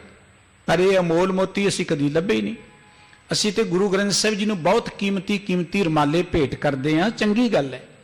तो रमालियां नूं आपां कदी उठा के गुरु ग्रंथ साहिब जी दे दीदार भी करया करिए, गुरबाणी नूं पढ़िया करिए। गुरु ग्रंथ साहिब जी की बाणी तुहानूं एक सफल ते संपूर्ण जीवन जाच प्रदान करती है। गुरमत दा, गुरबाणी का मकसद एक सफल ते संपूर्ण, जिन्हों आप परफेक्ट इंसान की सिरजना करन तों ही, जिन्हों सचियार पुरख किया जाता है, मनुखां दे नाल समाज बनता है। जदों गुरबाणी एक सचियार मनुख की गल करती है, तो सचियार मनुखा ने ही सचियार समाज की सिरजना करनी, जिथे बेगमपुरा बनेगा, हलेमी राज बनेगा। इस करके गुरु ग्रंथ साहिब जी ने एक सफल जीवन जाच दी। मैं बेनती कर रहा कि शरीर के अंग गैर जिम्मेवार हो जान, शरीर विच रोग आएगा। परिवार के जी गैर जिम्मेवार हो जान, परिवार विच खुशहाली नहीं रहेगी, परिवार च फिर वायलेंस ही रहेगी। समाज के लोग गैर जिम्मेवार हो जान, परिवार समाज विच भी वायलेंस ही रहेगी। जिस मुल्क के जिम्मेवार लोग जिहड़े गैर जिम्मेवार हो जान, उत्थे भी यही कुछ होंदा है जो हिंदुस्तान च पहलां होया। बाबर चढ़ के आया, कोई बहुत तगड़ी फौज नहीं सी उन्हां लोगों की। देखो ना इत्थों की तो पापूलेशन पहलां तो बहुत तगड़ी है। असीं इत्थे कहंदे जी भारत के लोग 33 करोड़ देवतियां की पूजा करते, 33 करोड़ देवतियां की जे पूजा करते तो लोग किन्ने होणगे। इसदा मतलब कि इत्थे दी कमजोरी का कारण सी इत्थों की वर्ण वंड, इत्थों का ऊच नीच का भेदभाव। और बाबर आया, बड़ा कतलेआम होया उस वेले, ते जिहड़े इत्थे दे लोग सन हाकम, उन्हां नूं ते पता ही नहीं सी कि जिम्मेवार हमला होएगा तो असीं लड़ना किवें है। उन्हां नूं ते पता कि नींद दीयां गोलियां दित्तियां धार्मिक लोगों ने, तुसीं चिंता ना करो, असीं इहो जिहा जग करांगे, वैरी दीयां फौजां ही अन्नियां हो जाणगीआं, असीं इहो जिहा मंत्र पढ़ांगे, बाबर दीयां फौजां अन्नियां हो जाणगीआं। यही कुछ सिखाया गया इत्थे। इत्थे निंबू बन के पूजा कर लो, मिर्चां बन के पूजा कर लो। कमाल की गल है, पाकिस्तान के बार्डर से निंबू बन दो, अगे आए कोई ना, जहाज से निंबू बनने की की लोड़ है। ਉਹ ਤਪ ਕਰਨ ਵਾਲੇ ਜਿਹੜੇ ਕਹਿੰਦੇ ਨੇ ਜਿਹਦੇ ਨਾਲ ਫੌਜਾਂ ਨੇ ਅੱਗੇ ਵਧਣਗੀਆਂ, ਉਹ ਜਿਹਾ ਤਪ ਕਰਨ ਵਾਲੇ ਇੱਕ ਬਾਰਡਰ ਤੇ ਬਿਠਾ ਦਿਓ, ਚਾਈਨਾ ਦੇ ਬਾਰਡਰ ਤੇ ਬਿਠਾ ਦਿਓ, ਪਾਕਿਸਤਾਨ ਦੇ ਬਿਠਾ ਦਿਓ, ਐ ਆਰਾਮ ਦੀ ਨੀਂਦ ਸੋਇਆ ਕਰੋ। ਇਹ ਕੁਝ ਤਾਂ ਸਿਰਫ ਲੋਕਾਂ ਨੂੰ ਅਗਿਆਨਤਾ 'ਚ ਰੱਖਣ ਦੇ ਲਈ ਹੈ। ਦਰਅਸਲ ਕੋਈ ਵੀ ਕਾਰਜ ਤੁਹਾਡੇ ਉਦਮ ਤੋਂ ਬਿਨਾਂ ਰਾਸ ਨਹੀਂ ਹੋਣਾ। ਇਹ ਜ਼ਿੰਮੇਵਾਰੀ ਮਨੁੱਖ ਨੂੰ ਦਿੱਤੀ ਹੈ ਪਰਮਾਤਮਾ ਨੇ, ਔਰ ਜਦੋਂ ਮਨੁੱਖ ਗੈਰ ਜ਼ਿੰਮੇਵਾਰ ਹੋ ਜਾਂਦਾ ਉਦੋਂ ਇਹੋ ਜਿਹੇ ਬਹਾਨੇ ਭਾਲਦਾ, ਉਦੋਂ ਉਹ ਭਾਲਦਾ ਕਿਉਂਕਿ ਇਹੋ ਜਿਹਾ ਸਾਨੂੰ ਸੌਖਾ ਜਿਹਾ ਤਰੀਕਾ ਲੱਭ ਜੇ ਜਿਹਦੇ ਨਾਲ ਅਸੀਂ ਨਾ ਐਵੇਂ ਮੰਤਰ ਜਿਹਾ ਮਾਰ ਕੇ ਲੋਕਾਂ ਨੂੰ ਜਿੱਤ ਲਈਏ। ਮੰਤਰ ਜਿਹਾ ਮਾਰ ਕੇ, ਮੰਤਰਾਂ ਦੇ ਨਾਲ ਕਦੀ ਕੌਮਾਂ ਨਹੀਂ ਚੱਲਦੀਆਂ, ਮੰਤਰਾਂ ਨਾਲ ਕਦੀ ਮੁਲਕ ਨਹੀਂ ਚੱਲਦੇ, ਮੰਤਰਾਂ ਨਾਲ ਕਦੀ ਜਿੱਤਾਂ ਨਹੀਂ ਮਿਲਦੀਆਂ, ਮੰਤਰਾਂ ਨਾਲ ਕਦੀ ਆਜ਼ਾਦੀ ਨਹੀਂ ਮਿਲਦੀ। ਗੁਰੂ ਕਲਗੀਧਰ ਪਾਤਸ਼ਾਹ ਜੀ ਆਨੰਦਪੁਰ ਸਾਹਿਬ ਜੀ ਵਿੱਚ ਸਨ। ਇੱਕ ਪੰਡਤ ਜੀ ਆ ਗਏ, ਬੜੇ ਵਿਦਵਾਨ ਪੰਡਤ। ਸਤਿਗੁਰੂ ਜੀ ਮੈਂ ਦੇਵੀ ਪ੍ਰਗਟ ਕਰ ਸਕਦਾ। ਸਤਿਗੁਰੂ ਜੀ ਕਹਿੰਦੇ ਬੜੀ ਖੁਸ਼ੀ ਦੀ ਗੱਲ ਹੈ। ਤਾਂ ਦੇਖ ਕਿੰਨਾ ਜ਼ੁਲਮ ਹੋ ਰਿਹਾ ਹੈ ਹਿੰਦੂ ਧਰਮ ਦੇ ਉੱਪਰ। ਰੋਜ਼ ਜਨੇਊ ਲਾਏ ਰਾਜ ਨੇ, ਔਰੰਗਜ਼ੇਬ ਕਿੰਨਾ ਕਤਲੇਆਮ ਕਰ ਰਿਹਾ ਹੈ, ਵੱਡੇ ਵੱਡੇ ਸੰਤਾਂ ਭਗਤਾਂ ਤੇ ਜ਼ੁਲਮ ਹੋ ਰਿਹਾ ਹੈ। ਕਰੋ ਦੇਵੀ ਨੂੰ ਪ੍ਰਗਟ। ਪੰਡਤ ਜੀ ਫਿਰ ਕਦੋਂ ਕਰਨਾ ਜੇ ਹੁਣ ਨਾ ਕੀਤਾ ਨਾ? ਲੋੜ ਤੇ ਹੋਣੇ ਦੇਵੀ ਦੀ। ਤੇ ਪੰਡਤ ਜੀ ਕਹਿਣਗੇ ਮਹਾਰਾਜ ਖਰਚਾ ਬੜਾ ਹੁੰਦਾ ਹੈ, ਦੇਵੀ ਨੂੰ ਪ੍ਰਗਟ ਕਰਨ ਲਈ ਜਗ ਕਰਨਾ ਪੈਣਾ, ਉਹਦੇ ਤੇ ਖਰਚਾ ਬੜਾ ਹੁੰਦਾ ਹੈ। ਗੁਰਸਿੱਖੋ ਤੁਸੀਂ ਬਹੁਤ ਵਡਭਾਗੀ ਹੋ, ਤੁਹਾਨੂੰ ਤੁਹਾਡੇ ਸਤਿਗੁਰੂ ਜੀ ਨੇ ਇਹੋ ਜਿਹਾ ਕੋਈ ਕੰਮ ਨਹੀਂ ਦਿੱਤਾ ਕਿ ਰੱਬ ਨੂੰ ਮਨਾਉਣ ਲਈ ਤੁਹਾਨੂੰ ਬਹੁਤ ਖਰਚਾ ਕਰਨਾ ਪੈਣਾ, ਇਹੋ ਜਿਹਾ ਕੋਈ ਕੰਮ ਨਹੀਂ ਦਿੱਤਾ। ਇਹ ਗੱਲ ਵੱਖਰੀ ਹੈ ਕਿ ਉਸੇ ਸੋਚ ਵਾਲੇ ਲੋਕ ਸਾਡੇ ਚ ਆ ਗਏ ਜਿਹੜੇ ਕਹਿੰਦੇ ਜੀ ਮਹਿੰਗਾ ਪਾਠ ਕਰਾਉਣਾ ਪੈਣਾ, ਤੁਹਾਨੂੰ 1.25 ਲੱਖ ਰੁਪਈਆ ਲੱਗੇਗਾ ਪਾਠ ਦਾ, ਫਿਰ ਕਾਰਜ ਰਾਸ ਹੋਏਗਾ। ਸੋਚ ਉਹੀ ਹੈ ਜਿਹੜੀ ਪੰਡਤ ਨਹੀਂ ਸੀ ਕਹਿੰਦਾ ਕਿ ਦੇਵੀ ਨੂੰ ਪ੍ਰਗਟ ਕਰਨ ਲਈ ਬੜਾ ਮਹਿੰਗਾ ਜਗ ਕਰਨਾ ਪੈਣਾ, ਫਿਰ ਦੇਵੀ ਪ੍ਰਗਟ ਹੋਣੀ ਹੈ। ਅੱਜ ਕਹਿੰਦੇ ਜੀ ਬਹੁਤ ਮਹਿੰਗਾ ਪਾਠ ਕਰਾਉਣਾ ਪੈਣਾ, ਫਿਰ ਕਿਤੇ ਕਾਰਜ ਰਾਸ ਹੋਣਾ। ਚਲੋ ਮਹਿੰਗੇ ਪਾਠ ਨਹੀਂ ਕਾਰਜ ਰਾਸ ਹੋ ਜੇ, ਹੋਣਾ ਤਾਂ ਚਾਹੀਦਾ ਪਰ ਹੁੰਦਾ ਨਹੀਂ। ਇਹ ਤੇ ਸਿਰਫ ਇੱਕ ਭੁਲੇਖਾ ਹੈ। ਕਾਰਜ ਰਾਸ ਕਦੋਂ ਹੋਣਾ? ਜਦੋਂ ਤੁਸੀਂ ਗੁਰਬਾਣੀ ਪੜੋਗੇ, ਗੁਰਬਾਣੀ ਨੂੰ ਸਮਝੋਗੇ, ਗੁਰਬਾਣੀ ਅਨੁਸਾਰ ਜ਼ਿੰਦਗੀ ਜਿਉਣ ਦਾ ਯਤਨ ਕਰੋਗੇ। ਸਤਿਗੁਰੂ ਜੀ ਕਹਿੰਦੇ ਕੋਈ ਹਿੰਦੁਸਤਾਨ ਦਾ ਰਾਜਾ ਇਹ ਖਰਚ ਕਰਨ ਲਈ ਤਿਆਰ ਨਹੀਂ ਹੈ ਜਿਨ੍ਹਾਂ ਦਾ ਧਰਮ ਬਰਬਾਦ ਹੋ ਰਿਹਾ। ਜਿਹੜੇ ਅੱਜ ਕਹਿੰਦੇ ਜੀ ਅਸੀਂ ਧਰਮ ਦੇ ਮੁਲਕ ਦੇ ਰਖਵਾਲੇ ਆ, ਹਮ ਹਿੰਦੂ ਆ, ਕੋਈ ਨਹੀਂ ਨਿਤਰਿਆ ਕਿ ਆਪਣੇ ਮੁਲਕ ਨੂੰ ਬਚਾਉਣ ਲਈ ਕੋਈ ਜਾਗੀ ਕਰਾ ਦਈਏ ਮਹਿੰਗਾ ਜਿਹਾ, ਦੇਵੀ ਪ੍ਰਗਟ ਹੋ ਜਾਏ। ਸਤਿਗੁਰੂ ਜੀ ਕਹਿੰਦੇ ਚਲੋ ਅਸੀਂ ਖਰਚ ਕਰ ਦਿੰਦੇ ਹਾਂ। ਸਤਿਗੁਰੂ ਜੀ ਕਹਿੰਦੇ ਦੇਵੀ ਪ੍ਰਗਟ ਹੋਣੀ ਚਾਹੀਦੀ ਹੈ। ਸਤਿਗੁਰੂ ਜੀ ਨੇ ਕੋਲੋਂ ਖਰਚਾ ਦਿੱਤਾ, ਉਹ ਨੈਣਾ ਦੇਵੀ ਦੇ ਟਿੱਲੇ ਤੇ ਬੈਠ ਗਿਆ, ਪੰਡਤ ਜਗ ਕਰਨ ਲੱਗ ਪਿਆ। ਸਤਿਗੁਰੂ ਜੀ ਨੇ ਬੁਲਾਇਆ ਇੱਕ ਦਿਨ ਪੰਡਤ ਨੂੰ, ਪੰਡਤ ਜੀ ਦੇਵੀ ਪ੍ਰਗਟ ਕਿਉਂ ਨਹੀਂ ਹੋਈ, ਕਿੰਨੇ ਦਿਨ ਹੋ ਗਏ ਨੇ? ਹੁਣ ਪੰਡਤ ਜੀ ਨੇ ਦੇਖ ਲਿਆ ਕਿ ਵਿਦਵਾਨ ਬੜੇ ਨੇ, ਬਲਵਾਨ ਬੜੇ ਨੇ, ਮਹਾਨ ਬੜੇ ਨੇ, ਬਹਾਨਾ ਨਹੀਂ ਚੱਲਣਾ, ਇੱਥੇ ਕੋਈ ਨਾ ਕੋਈ ਕਰਨਾ ਪਏਗਾ। ਕਹਿਣ ਲੱਗਾ ਮਹਾਰਾਜ ਜੀ ਗੱਲ ਅਸਲ ਦੇਵੀ ਨਾ ਇੱਕ ਬੜੇ ਵਿਦਵਾਨ, ਬੜੇ ਸੋਹਣੇ ਸੁਨੱਖੇ ਹੋਣਹਾਰ ਬੰਦੇ ਦੀ ਬਲੀ ਮੰਗਦੀ ਹੈ ਤੇ ਤਾਂ ਦੇਵੀ ਪ੍ਰਗਟ ਹੋਣੀ ਹੈ। ਸਤਿਗੁਰੂ ਜੀ ਹੱਸ ਕੇ ਕਹਿਣਗੇ ਤੇਰੇ ਤੋਂ ਵਿਦਵਾਨ, ਤੇਰੇ ਤੋਂ ਸੋਹਣਾ, ਤੇਰੇ ਤੋਂ ਸੁਨੱਖਾ ਹੋਰ ਕੌਣ ਹੋ ਸਕਦਾ? ਦੇ ਦੇ ਕੁਰਬਾਨੀ ਆਪਣੀ ਕੌਮ ਦੇ ਲਈ, ਦੇ ਦੇ ਬਲੀ। ਤੇ ਪੰਡਤ ਜੀ ਡਰ ਗਏ ਤੇ ਡਰਦੇ ਰਾਤੋਂ ਰਾਤ ਭੱਜ ਗਏ। ਦੇਖੋ ਪਸ਼ੂਆਂ ਦੀਆਂ ਬਲੀਆਂ ਦੇਣੀਆਂ ਸੌਖੀਆਂ ਨੇ। ਇਸ ਮੁਲਕ ਦੇ ਅੰਦਰ ਬਲੀਆਂ ਦਾ ਜ਼ਿਕਰ ਹੈ ਕਿ ਪਸ਼ੂ ਦੀ ਬਲੀ ਦੇ ਦਿੱਤੀ, ਕਿਸੇ ਦਾ ਬੱਚਾ ਚੋਰੀ ਚੁੱਕੀ ਉਹਦੀ ਬਲੀ, ਇਹੀ ਕੁਝ ਹੈ ਨਾ। ਸ਼ਹੀਦੀਆਂ ਦੀ ਪਰੰਪਰਾ ਇਸ ਮੁਲਕ ਵਿੱਚ ਨਹੀਂ ਹੈ ਕਿ ਸਾਹਮਣੇ ਵੈਰੀ ਖੜਾ ਹੈ, ਸੂਰਾ ਸੋ ਪਹਿਚਾਨੀ ਹੈ ਜੋ ਲੜੈ ਦੀਨ ਕੇ ਹੇਤ, ਪੁਰਜਾ ਪੁਰਜਾ ਕੱਟ ਮਰੇ ਕਬੂ ਨਾ ਛਾੜੈ ਖੇਤ। ਲੰਡ ਮਰਨ ਦਾ ਚਾਓ ਕਿਸੇ ਦੇ ਮਨ ਸੀ ਨਹੀਂ ਸੀ, ਲੋਕਾਂ ਨੂੰ ਲੜਾਉਣ ਦਾ ਚਾਓ ਜ਼ਰੂਰ ਸੀ ਕਿ ਡਿਵਾਈਡ ਐਂਡ ਰੂਲ, ਲੋਕਾਂ ਨੂੰ ਪਾੜੋ, ਧਰਮ ਦੇ ਨਾਂ ਤੇ ਲੜਾ ਦਿਓ। ਅੱਜ ਵੀ ਇਹ ਕੁਝ ਹੋ ਰਿਹਾ, ਧਰਮ ਦੇ ਨਾਂ ਤੇ ਲੜਾ ਦਿਓ, ਬਰਾਦਰੀਆਂ ਦੇ ਨਾਂ ਤੇ ਲੜਾ ਦਿਓ, ਸਟੇਟਾਂ ਦੇ ਨਾਂ ਤੇ ਲੜਾ ਦਿਓ, ਲੋਕਾਂ ਨੂੰ ਲੜਾਈ ਜਾਓ ਤੇ ਆਪਣੀਆਂ ਗੱਦੀਆਂ ਕਾਇਮ ਰੱਖੀ ਜਾਓ। ਇਹੀ ਕੁਝ ਹੁੰਦਾ ਰਿਹਾ ਇਸ ਮੁਲਕ ਦੇ ਅੰਦਰ, ਇਹੀ ਕੁਝ ਹੋ ਰਿਹਾ। ਸਤਿਗੁਰੂ ਗੁਰੂ ਕਲਗੀਧਰ ਪਾਤਸ਼ਾਹ ਜੀ ਨੇ ਦੇਖਿਆ ਕਿ ਪੰਡਤਾਂ ਭੱਜ ਗਏ, ਬਹਾਨੇ ਭਾਲਦਾ ਸੀ। ਇਤਿਹਾਸ ਕਹਿੰਦੇ ਸਤਿਗੁਰੂ ਜੀ ਆਪ ਗਏ ਨੈਣਾ ਦੇਵੀ ਦੇ ਟਿੱਲੇ ਤੇ, ਜਿੰਨੀ ਸਮੱਗਰੀ ਪਈ ਸੀ ਸੁੱਟ ਦਿੱਤੀ, ਹੱਥ ਵਿੱਚ ਤਲਵਾਰ ਲੈ ਲਈ ਸਤਿਗੁਰੂ ਜੀ ਨੇ। ਤਲਵਾਰ ਹਿੰਦੁਸਤਾਨ ਦੇ ਲੋਕੋ ਇਹ ਦੇਵੀ ਹੈ ਜਿਹਨੇ ਤੁਹਾਨੂੰ ਆਜ਼ਾਦੀ ਦਿਵਾਉਣੀ, ਤਲਵਾਰ ਇਹ ਦੇਵੀ ਹੈ ਜਿਹਨੇ ਤੁਹਾਨੂੰ ਆਜ਼ਾਦੀ ਦਿਵਾਉਣੀ ਹੈ। ਤਲਵਾਰ ਤੋਂ ਬਿਨਾਂ ਆਜ਼ਾਦੀ ਕਾਇਮ ਨਹੀਂ ਰਹਿੰਦੀ ਹੁੰਦੀ, ਮੰਤਰਾਂ ਨਾਲ ਕਦੀ ਆਜ਼ਾਦੀ ਨਹੀਂ ਆਉਂਦੀ, ਕਦੀ ਟੂਣਿਆਂ ਜਾਂ ਹੋਰ ਕਿਸੇ ਤਰੀਕਿਆਂ ਦੇ ਨਾਲ ਜਗ੍ਹਾ ਦੇ ਨਾਲ ਆਜ਼ਾਦੀ ਨਹੀਂ ਆਉਂਦੀ। ਉਦੋਂ ਵੀ ਇਹੀ ਕੁਝ ਕਿਹਾ ਸੀ ਇਹਨਾਂ ਲੋਕਾਂ ਨੇ, ਕੋਈ ਚਿੰਤਾ ਨਾ ਕਰੋ, ਕਿਉਂਕਿ ਇੱਕ ਦੂਜੇ ਦੇ ਪਿੱਠੂ ਸਨ। ਔਰ ਰਾਜਨੀਤਿਕ ਲੋਕਾਂ ਦੀ ਖੁਸ਼ਾਮਦ ਕਰਕੇ ਇਹੋ ਜਿਹੇ ਪੁਜਾਰੀ ਲੋਕਾਂ ਦਾ ਜਾਂ ਇਹੋ ਜਿਹੀ ਸੋਚ ਵਾਲੇ ਲੋਕਾਂ ਦਾ ਹਲਵਾ ਮੰਡਾ ਚੱਲਦਾ ਸੀ, ਮੌਜਾਂ ਮਾਣਦੇ ਸਨ ਉਹ। ਤੁਸੀਂ ਚਿੰਤਾ ਨਾ ਕਰੋ, ਤਪ ਕਰਾਂਗੇ, ਮੰਤਰ ਮਾਰਾਂਗੇ, ਇਹੋ ਜਿਹਾ ਕਿ ਕੋਈ ਵੈਰੀ ਆ ਹੀ ਨਹੀਂ ਸਕਦਾ ਆਪਣੇ ਮੁਲਕ ਤੇ, ਚਿੰਤਾ ਨਾ ਕਰੋ। ਤੇ ਜਦੋਂ ਆ ਗਿਆ ਸਤਿਗੁਰੂ ਗੁਰੂ ਨਾਨਕ ਸਾਹਿਬ ਜੀ ਨੇ ਸਮਲੇ ਦਾ ਜ਼ਿਕਰ ਕੀਤਾ। ਗੁਰਬਾਣੀ ਚ 3 ਸ਼ਬਦ ਨੇ। ਇੱਕ ਮੁਸਲਮਾਨ ਪ੍ਰੋਫੈਸਰ ਵੀਰ ਪਾਕਿਸਤਾਨ ਦਾ ਇੱਕ ਦਿਨ ਬੋਲ ਰਿਹਾ ਸੀ ਪਾਕਿਸਤਾਨ ਤੋਂ ਕਿ ਜੇ ਤੁਸੀਂ ਗੁਰੂ ਨਾਨਕ ਸਾਹਿਬ ਜੀ ਦੀ ਬਾਣੀ ਕੱਢ ਦਿਓ ਤੇ ਹਿੰਦੁਸਤਾਨ ਦਾ ਇਤਿਹਾਸ ਹੀ ਨਹੀਂ ਲੱਭੇਗਾ, ਕਿਉਂਕਿ ਇੱਥੇ ਪੜ੍ਹਾਇਆ ਹੀ ਨਹੀਂ ਜਾਂਦਾ ਸਾਨੂੰ ਸਕੂਲਾਂ 'ਚ। ਸਕੂਲਾਂ 'ਚ ਤੇ ਹੋਰ ਹੀ ਕੋਈ ਚਰਖਾ ਹੀ ਪੜ੍ਹਾਇਆ ਜਾਂਦਾ, ਇਹਦੋਂ ਅੱਗੇ ਹੈ ਹੀ ਕੁਝ ਨਹੀਂ ਹੈ। ਸਕੂਲਾਂ 'ਚ ਇਹ ਗੁਰੂ ਨਾਨਕ ਸਾਹਿਬ ਜੀ ਦੇ ਸ਼ਬਦ ਨਹੀਂ ਪੜ੍ਹਾਏ ਜਾਂਦੇ ਜਿਹੜੇ ਇਤਿਹਾਸਕ ਨੇ। ਸਤਿਗੁਰੂ ਜੀ ਕਹਿੰਦੇ ਕੋਟੀ ਹੂੰ ਪੀਰ ਵਰਜਰ ਹਾਏ ਜਾਂ ਮੀਰ ਸੁਣਿਆ ਧਾਇਆ, ਕੋਈ ਮੁਗਲ ਨਾ ਹੋਵਾ ਅੰਦਾ ਕਿੰਨੇ ਨਾ ਪਰਚਾ ਲਾਇਆ। ਕਰੋੜਾਂ ਭਾਵ ਕਈ ਸੰਤ ਭਗਤ ਜਿਹੜੇ ਬੁਲਾ ਲਏ ਇਹਨਾਂ ਰਾਜਨੀਤ ਲੋਕਾਂ ਨੇ ਕਿ ਕਰੋ ਕੋਈ ਅਰਦਾਸ ਕਰੋ, ਕੋਈ ਤਪ ਕਰੋ, ਕੋਈ ਇੱਥੇ ਜੱਗ, ਤਾਂ ਕਿ ਮੁਗਲ ਦੀਆਂ ਫੌਜਾਂ ਅੱਗੇ ਨਾ ਵਧਣ ਮੁਗਲਾਂ ਦੀਆਂ। ਲੇਕਿਨ ਸਤਿਗੁਰੂ ਜੀ ਕਹਿੰਦੇ ਕੋਈ ਮੁਗਲਾਂ ਨਾਲ ਨਹੀਂ ਹੋਇਆ। ਮੁਗਲਾਂ ਨੇ ਇੱਥੇ ਲੋਕਾਂ ਦਾ ਕਤਲੇਆਮ ਕੀਤਾ, ਰਜ ਕੇ ਕੀਤਾ। ਜਿਹੜੇ ਲੋਕ ਅੱਜ ਵੀ ਕਹਿੰਦੇ ਕਿ ਕਰਾਮਾਤ ਕੋਈ ਹੈ, ਉਦੋਂ ਕਰਾਮਾਤ ਕਿਉਂ ਨਹੀਂ ਚੱਲੀ? ਬਾਬਰ ਦੀਆਂ ਫੌਜਾਂ ਨੇ ਆ ਕੇ ਮੁਲਕ ਨੂੰ ਗੁਲਾਮ ਬਣਾ ਲਿਆ ਔਰ ਕਈ ਪੀੜ੍ਹੀਆਂ ਗੁਲਾਮ ਰੱਖਿਆ ਇਸ ਮੁਲਕ ਨੂੰ, ਕੋਈ ਕਰਾਮਾਤ ਨਹੀਂ ਚੱਲੀ ਇੱਥੇ। ਉਦੋਂ ਧਰਮ ਨਹੀਂ ਸੀ ਹੈਗਾ, ਉਦੋਂ ਕਰਾਮਾਤਾਂ ਵਾਲੇ ਬੜੇ ਲੋਕ ਸਨ। ਕਰਾਮਾਤ ਦੇ ਨਾਂ ਤੇ ਅੰਧ ਵਿਸ਼ਵਾਸ ਦਾ ਪ੍ਰਚਾਰਿਆ ਜਾ ਸਕਦਾ ਹੈ, ਲੋਕਾਂ ਨੂੰ ਭੁਲੇਖੇ ਤਾਂ ਰੱਖਿਆ ਜਾ ਸਕਦਾ ਹੈ। ਕਰਾਮਾਤ ਹੈ ਤੁਹਾਡੇ ਅੰਦਰ ਮਨੋਬਲ ਜੋ ਗੁਰਬਾਣੀ ਪੈਦਾ ਕਰਦੀ ਹੈ। ਕਰਾਮਾਤ ਹੈ ਤੁਹਾਡੇ ਅੰਦਰ ਰੱਬ ਦੇ ਉੱਪਰ ਭਰੋਸਾ ਹੋਣਾ ਜੋ ਗੁਰਬਾਣੀ ਪੜ੍ਹ ਕੇ ਪੈਦਾ ਹੋਏਗਾ। ਕਰਾਮਾਤ ਹੈ ਤੁਹਾਡੇ ਅੰਦਰ ਆਤਮ ਵਿਸ਼ਵਾਸ ਹੋਣਾ। ਜਿਸ ਮਨੁੱਖ ਦੇ ਅੰਦਰ ਆਤਮ ਵਿਸ਼ਵਾਸ ਨਹੀਂ ਹੈ ਉਹਦੇ ਹੱਥ ਤੁਸੀਂ ਭਾਵੇਂ ਤੋਪ ਵੀ ਫੜਾ ਦਿਓ ਚਲਾ ਹੀ ਨਹੀਂ ਸਕਦਾ। ਉਹਨੇ ਕੀ ਚਲਾਉਣੀ ਜਿਹੜਾ ਅੰਦਰੋਂ ਡਰਿਆ ਹੋਇਆ, ਜਿਹਦੇ ਅੰਦਰ ਮਨੋਬਲ ਹੀ ਨਹੀਂ ਹੈ। ਤੋਪ ਨੇ ਵੈਰੀ ਨੂੰ ਨਹੀਂ ਮਾਰਨਾ, ਮਾਫ ਕਰਨਾ, ਜਾਂ ਗੋਲੀ ਨੇ ਵੈਰੀ ਨੂੰ ਨਹੀਂ ਮਾਰਨਾ, ਉਹ ਬਾਅਦ ਦੀ ਗੱਲ ਹੈ। ਚਲਾਉਣ ਵਾਲੇ ਦੇ ਅੰਦਰ ਵੀ ਤੇ ਜਜ਼ਬਾ ਹੋਣਾ ਚਾਹੀਦਾ, ਸਪਿਰਿਟ ਹੋਣੀ ਚਾਹੀਦੀ, ਚਾਹ ਹੋਣਾ ਚਾਹੀਦਾ। 1971 ਜਾਂ 73 ਚ ਲੜਾਈ ਲੱਗੀ ਤੇ ਆ ਬਾਰਡਰ ਦੇ ਉੱਪਰ ਯੂਪੀ ਦੀ ਕਿ PAC ਪੁਲਿਸ ਉਹ ਲਗਾ ਦਿੱਤੀ ਗਈ ਤੇ ਉਧਰ ਮੁਸਲਮਾਨਾਂ ਨੂੰ ਪਤਾ ਲੱਗ ਗਿਆ ਤੇ ਯੂਪੀ ਵਾਲੇ ਸਾਡੇ ਸਾਹਮਣੇ ਖੜੇ ਹੋ ਗਏ। ਉਹਨਾਂ ਜਦੋਂ ਲਲਕਾਰਾਂ ਮਾਰਿਆ ਬੰਦੂਕਾਂ ਸੁੱਟ ਕੇ ਭੱਜ ਗਏ ਉੱਥੋਂ। ਉਹ ਸਿੱਖ ਰੈਜੀਮੈਂਟ ਉੱਥੋਂ ਬੰਦੂਕਾਂ ਇਕੱਠੀਆਂ ਕਰਦੀ ਫੇਰੀ ਬੜੀ। ਇਹਦਾ ਮਤਲਬ ਹੈ ਕਿ ਬੰਦੂਕਾਂ ਨਹੀਂ ਲੜਦੀਆਂ ਹੁੰਦੀਆਂ। ਇੱਕ ਬੰਨੇ ਆਪਾਂ ਦੇਖਦੇ ਅਬਦਾਲੀ ਦੀਆਂ ਫੌਜਾਂ ਜਿਨ੍ਹਾਂ ਕੋਲ ਲੇਟੈਸਟ ਚੰਗੀ ਤਕਨੀਕ ਦੇ ਹਥਿਆਰ ਨੇ, ਤੇ ਇੱਕ ਬੰਨੇ ਗੁਰੂ ਕੇ ਦੁਲਾਰੇ ਜਿਨ੍ਹਾਂ ਦੇ ਕੋਲ ਮਾੜੇ ਮਾੜੇ ਘੋੜੇ ਨੇ, ਆਪ ਕਈ ਦਿਨਾਂ ਦੇ ਭੁੱਖੇ ਨੇ, ਕੇਵਲ ਤਲਵਾਰਾਂ ਨੇ, ਸਰੀਰ ਤੇ ਕੱਪੜਾ ਕੋਈ ਨਹੀਂ ਹੈ।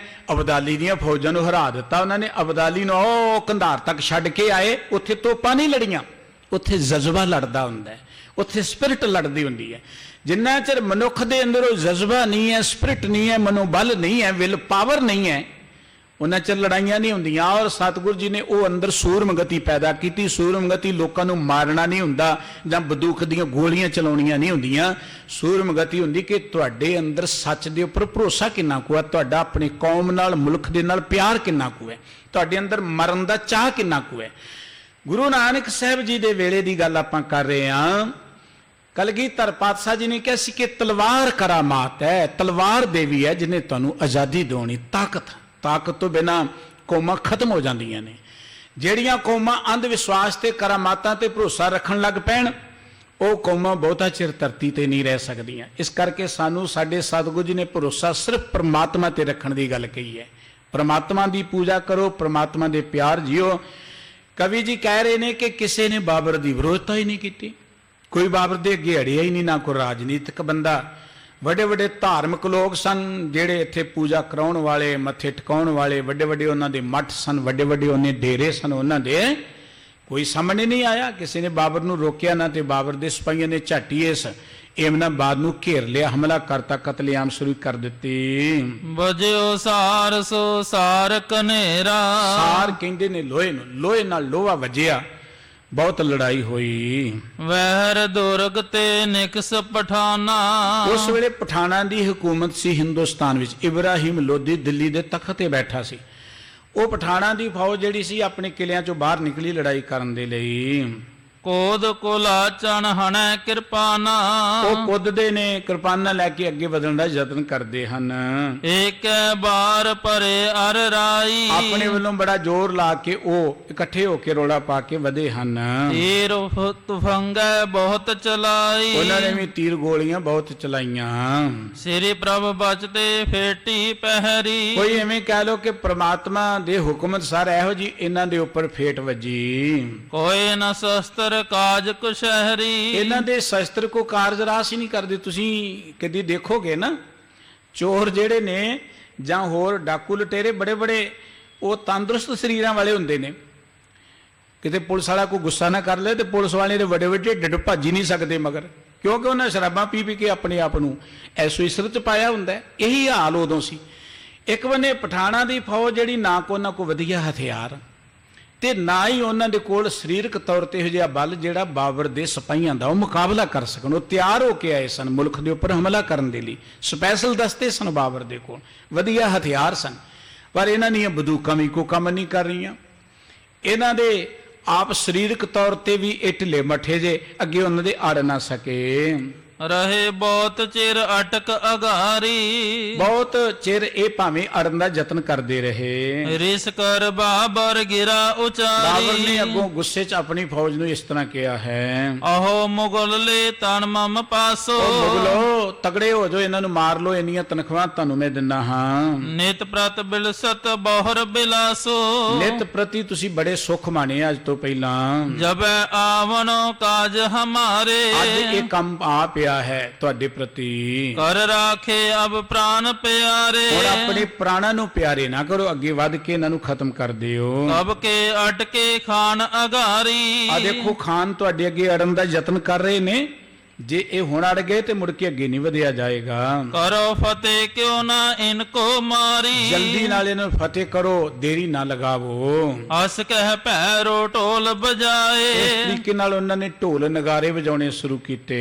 ਬਹੁਤ ਬਦਮਾਮੇ ਡੰਕ ਲਗਾਏ, ਬੜੇ ਬੜੇ ਦੁਮਾਮਿਆਂ ਤੇ ਚੋਟਾਂ ਲੱਗ ਗਈਆਂ। ਹੀਲਾ ਕਰਿਓ ਪਰੇ ਇੱਕ ਬੇਰਾ, ਇੱਕੋ ਵੇਰਾ ਬਾਬਰ ਦੀਆਂ ਫੌਜਾਂ ਨੇ ਬੜਾ ਤਗੜਾ ਹਮਲਾ ਕੀਤਾ।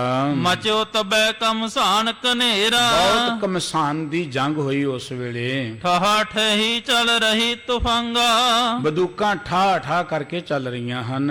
ਤੱਕ ਪਰੋਏ ਬਰਸ਼ਣ ਸੰਗਾ, ਕਈਆਂ ਨੂੰ ਤੇ ਬਰਸ਼ਿਆਂ ਦੇ ਨਾਲ ਹੀ ਪਰੋ ਕੇ ਧਰਤੀ ਤੇ ਸੁੱਟ ਦਿੱਤਾ। ਪਚਾ ਪਚੀ ਕੀਨੀ ਤਲਵਾਰ, ਤਲਵਾਰਾਂ ਵੀ ਖੱਚ ਖੱਚ ਕਰਕੇ ਢਾਲਾਂ ਤੇ ਵੱਜ ਰਹੀਆਂ ਹਨ। ਧੜੇ ਤੇ ਸਿਰ ਕੇ ਜੁਦੇ ਉਤਾਰਨ, ਕਦੀ ਕਿਸੇ ਦਾ ਸਿਰ ਧੜ ਤੋਂ ਅਲੱਗ ਹੋ ਰਿਹਾ, ਕਿਸੇ ਦੀ ਬਾਹ ਵੱਢੀ ਜਾ ਰਹੀ ਹੈ। ਮੁੰਡਣ ਤੇ ਬਾਹੇ ਕੱਟ ਡਾਰੀ, ਬਾਹਾਂ ਮੋਢਿਆਂ ਤੋਂ ਲੈ ਕੇ ਕੱਟ ਕੱਟ ਕੇ ਸੁੱਟੀ ਜਾ ਰਹੇ ਨੇ। ਲੋਥਾਂ ਬਿਥਰੀ ਤਰਾ ਮਜਾਰੀ, ਧਰਤੀ ਦੇ ਉੱਪਰ ਐਨ ਚਾਰ ਸਫੇਰੇ ਲੋਥਾਂ ਹੀ ਲੋਥਾਂ ਖਿਲਰੀਆਂ ਨਜ਼ਰ ਆ ਰਹੀਆਂ ਹਨ। ਮੁਗਲ ਗਏ ਕੈਸੇ ਇੱਕ ਬੇਰਾ, ਮੁਗਲ ਇੰਨੇ ਜ਼ੋਰ ਦੇ ਨਾਲ ਪਠਾਣਾਂ ਤੇ ਪਏ। ਇਹ ਪਠਾਣਾਂ ਦੀ ਤੇ ਮੁਗਲਾਂ ਦੀ ਲੜਾਈ ਹੈ। ਮੁਗਲ ਪਠਾਣਾ ਪਈ ਲੜਾਈ, ਰਣ ਮੈਂ ਤੇਗ ਵਗਾਈ। ਹਿੰਦੁਸਤਾਨ 'ਚ ਪਠਾਣਾਂ ਦਾ ਰਾਜ ਸੀ, ਮੁਗਲ ਚੜ ਕੇ ਆਏ ਇਸ ਧਰਤੀ ਦੇ ਉੱਪਰ। ਉਦੋਂ ਪਹਿਲਾਂ ਹੋਰ ਕਈ ਇਸ ਧਰਤੀ ਤੇ ਆਉਂਦੇ ਰਹੇ। ਮੁਹੰਮਦ ਬਿਨ ਕਾਸਿਮ ਸਭ ਤੋਂ ਪਹਿਲਾਂ ਇੱਥੇ ਹਮਲਾਵਰ ਹੋ ਕੇ ਆਇਆ, ਤਕਰੀਬਨ 9ਵੀਂ ਜਾਂ ਕਿਹੜੀ ਸਦੀ ਦੇ ਵਿੱਚ। ਉਦੋਂ ਬਾਅਦ ਗਜ਼ਨਵੀ ਆਇਆ, ਕਈ ਆਏ, ਵਾਰੀ ਵਾਰੀ ਆ ਕੇ ਲੁੱਟਦੇ ਰਹੇ, ਪਰ ਇੱਥੋਂ ਦਾ ਕੋਈ ਰਾਜਾ ਬਹੁਤਾ ਉਹਨਾਂ ਅੱਗੇ ਅੜ ਨਾ ਸਕਿਆ।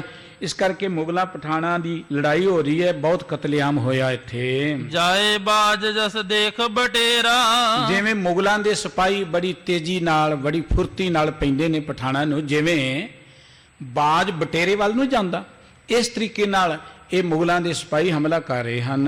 ਹਾਂਡੇ ਕਟੇ ਥਾਉ ਨ ਸ਼ੋਰੀ, ਕਈ ਯੋਧੇ ਬੜੀ ਬਹਾਦਰੀ ਨਾਲ ਲੜੇ, ਜਿੱਥੇ ਅੜੇ ਉਹਨਾਂ ਨੇ ਥਾਂ ਨਹੀਂ ਛੱਡੀ, ਉੱਥੇ ਮਰ ਗਏ। ਕਾਇਰ ਭਗੇ ਲਾਜ ਕੁਲ ਤੋਰੀ, ਜਿਹੜੇ ਬੁਝਦਿਲ ਸਨ ਡਰਪੋਕ, ਉਹ ਭੱਜ ਗਏ, ਆਪਣੀ ਕੁਲ ਦੀ ਲਾਜ ਨੂੰ ਤਿਆਗ ਗਏ। ਮੁਗਲਨ ਦਲ ਜਨ ਕਟਾ ਕਮੰਡੀ, ਮੁਗਲਾਂ ਦਾ ਜਿਹੜੀ ਫੌਜ ਹੈ ਇਵੇਂ ਲੱਗਦਾ ਜਿਵੇਂ ਵੱਡੀ ਘਟਾ ਚੜ ਕੇ ਆਈ ਹੁੰਦੀ ਹੈ। ਦਰਬਾਰ ਸੰਬ੍ਰਿਜ ਪ੍ਰਚੰਡੀ, ਬ੍ਰਿਜ ਕਹਿੰਦੇ ਬਿਜਲੀ ਨੂੰ, ਜਿਵੇਂ ਕਾਲੀ ਘਟਾ ਏ ਤੇ ਘਟਾ ਦੇ ਵਿੱਚ ਬਿਜਲੀ ਚਮਕਦੀ ਹੈ ਨਾ, ਲਿਸਕਦੀ ਹੈ।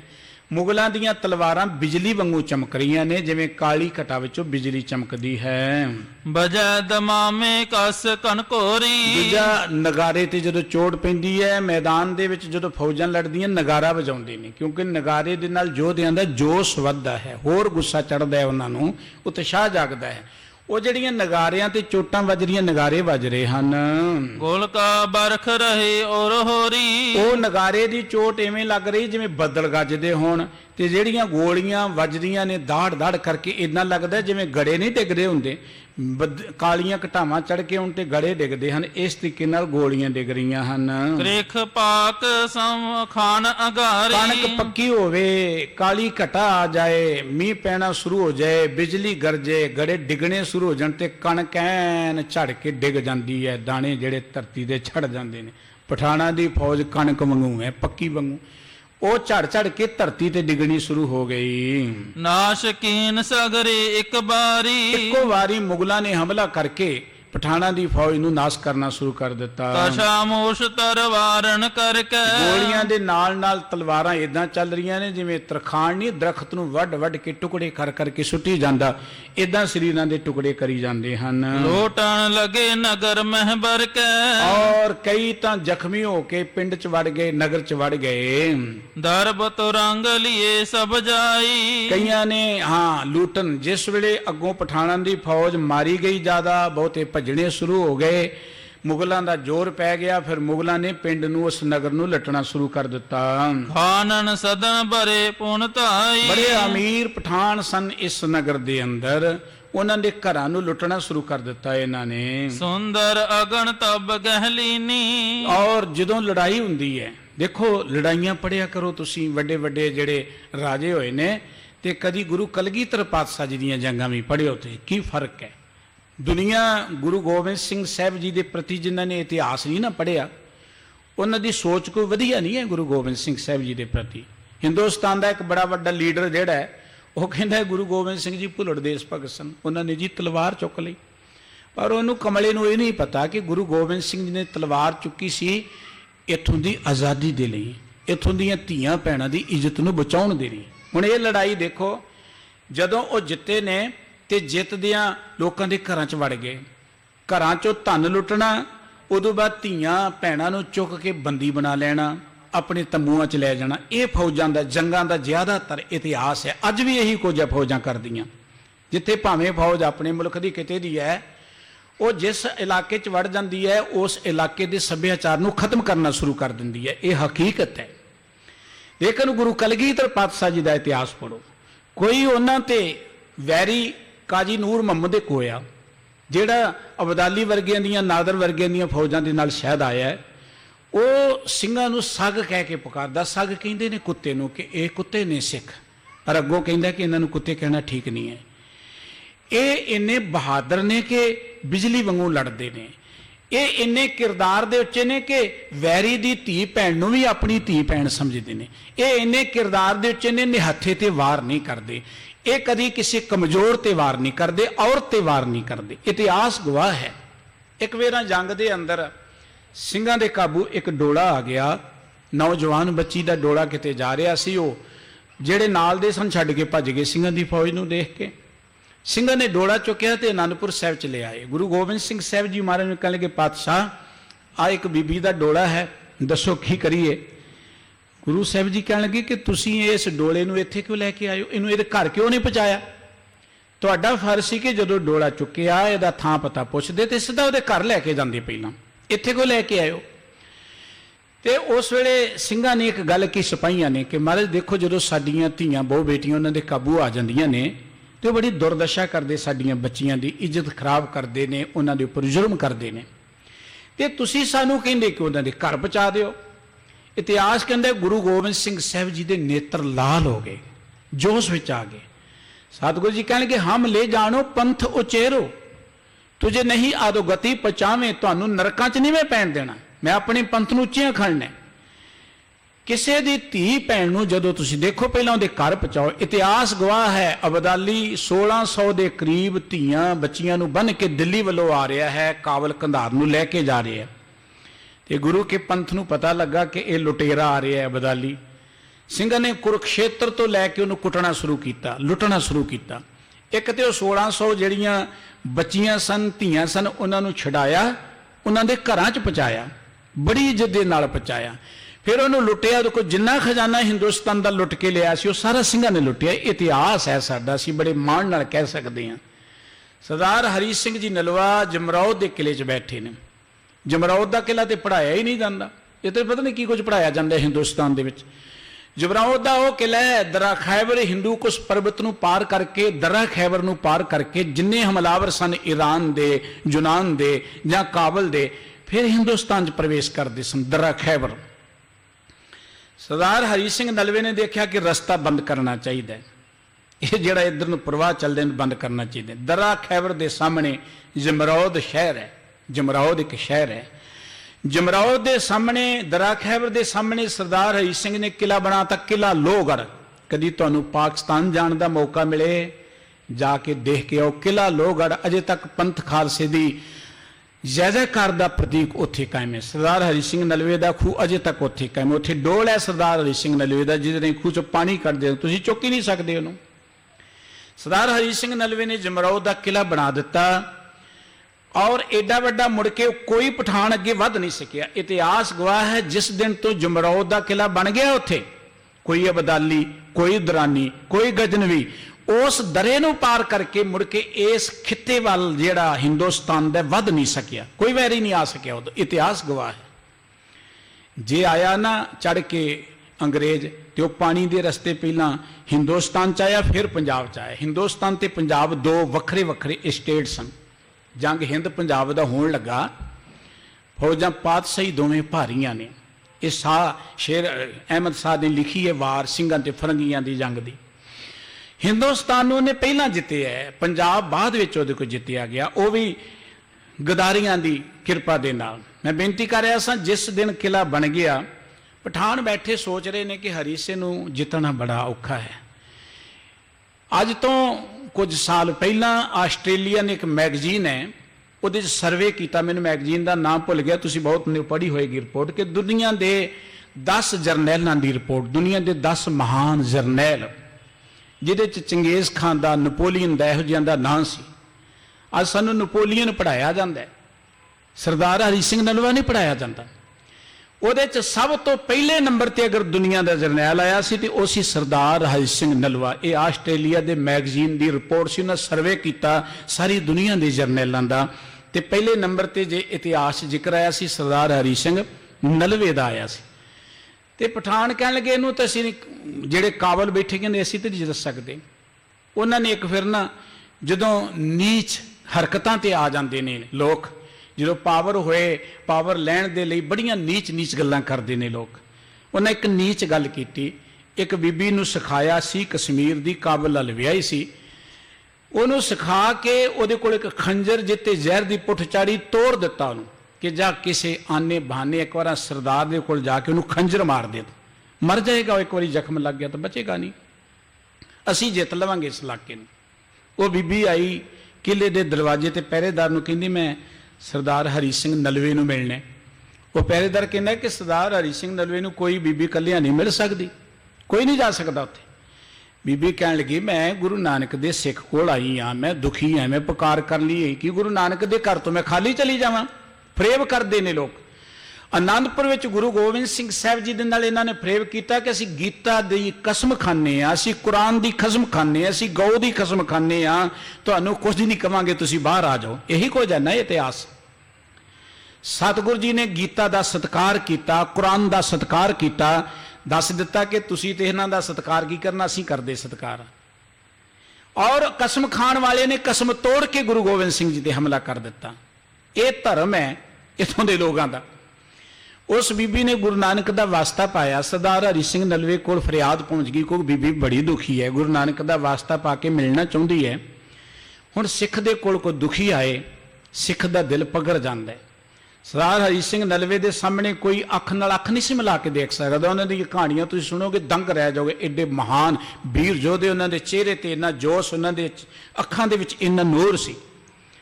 ਬੀਬੀ ਨੂੰ ਆਗਿਆ ਦੇ ਦਿੱਤੀ ਗਈ, ਬੀਬੀ ਚਲੀ ਗਈ। ਜਦੋਂ ਸਾਹਮਣੇ ਜਿਸ ਵੇਲੇ ਉਹਨੇ ਸਰਦਾਰ ਹਰੀ ਸਿੰਘ ਨਲਵੇ ਦਾ ਚਿਹਰਾ ਸਰੂਪ ਦੇਖਿਆ, ਉਹ ਕੰਬ ਗਈ ਬੀਬੀ, ਕੰਬ ਕੇ ਉਹਦਾ ਖੰਜਰ ਡਿੱਗ ਪਿਆ, ਜਿਹੜਾ ਲੁਕਾ ਕੇ ਨਹੀਂ ਸੀ ਲਿਆਈ ਉਹ ਡਿੱਗ ਪਿਆ। ਸਰਦਾਰ ਹਰੀ ਸਿੰਘ ਨਲਵਾ ਦੀ ਚਾਲ ਸਮਝ ਗਏ ਵੀ ਕਿਸ ਚਾਲ ਤੇ ਆਈ ਹੈ। ਸਰਦਾਰ ਹਰੀ ਸਿੰਘ ਨਲਵਾ ਕਹਿੰਦੇ ਬੀਬਾ ਮਾਰਨ ਲਈ ਆਹੀ ਮਾਰ ਲੈ, ਮੈਂ ਕੁਝ ਨਹੀਂ ਕਹਾਂਗਾ, ਇਮਾਨਦਾਰੀ ਨਾਲ ਕਹਿੰਦਾ ਮੈਨੂੰ ਖੰਜਰ ਮਾਰ ਦੇ, ਮੈਨੂੰ ਮਾਰ ਦੇ, ਮੈਂ ਕੁਝ ਨਹੀਂ ਕਹਾਂ, ਤੂੰ ਆ ਹੀ ਗਈ ਹੁਣ ਗੁਰੂ ਦਾ ਵਾਸਤਾ ਲੈ ਕੇ, ਮਾਰ ਦੇ ਮੈਨੂੰ। ਬੀਬੀ ਨੇ ਇੱਕ ਗੱਲ ਕਹੀ, ਆਈ ਤੇ ਮਾਰਨ ਦੇ ਲਈ ਸਾਂ ਤੁਹਾਨੂੰ, ਪਰ ਤੁਸੀਂ ਗੁਰੂ ਨਾਨਕ ਦੇ ਸਿੱਖ ਹੋ, ਮੈਂ ਤੁਹਾਡੀ ਗੱਲ ਮੰਗਾਂਗੀ, ਤੁਸੀਂ ਮੈਨੂੰ ਨਿਰਾਸ਼ ਨਾ ਭੇਜਿਓ, ਤੁਸੀਂ ਗੁਰੂ ਨਾਨਕ ਦੇ ਸਿੱਖ ਹੋ। ਸਰਦਾਰ ਹਰੀ ਸਿੰਘ ਕਹਿਣ ਲੱਗਾ ਮੈਂ ਗੁਰੂ ਨਾਨਕ ਦਾ ਸਿੱਖ ਹਾਂ ਤੇ ਸਿੱਖੀ ਅਨੁਸਾਰ ਤੈਨੂੰ ਨਿਰਾਸ਼ ਨਹੀਂ ਕਰਾਂਗਾ, ਪਰ ਤੇਰੀ ਮੰਗਣ ਵਾਲੀ ਹੋਈ ਤੇ ਜ਼ਰੂਰ ਪੂਰੀ ਕਰਾਂਗਾ।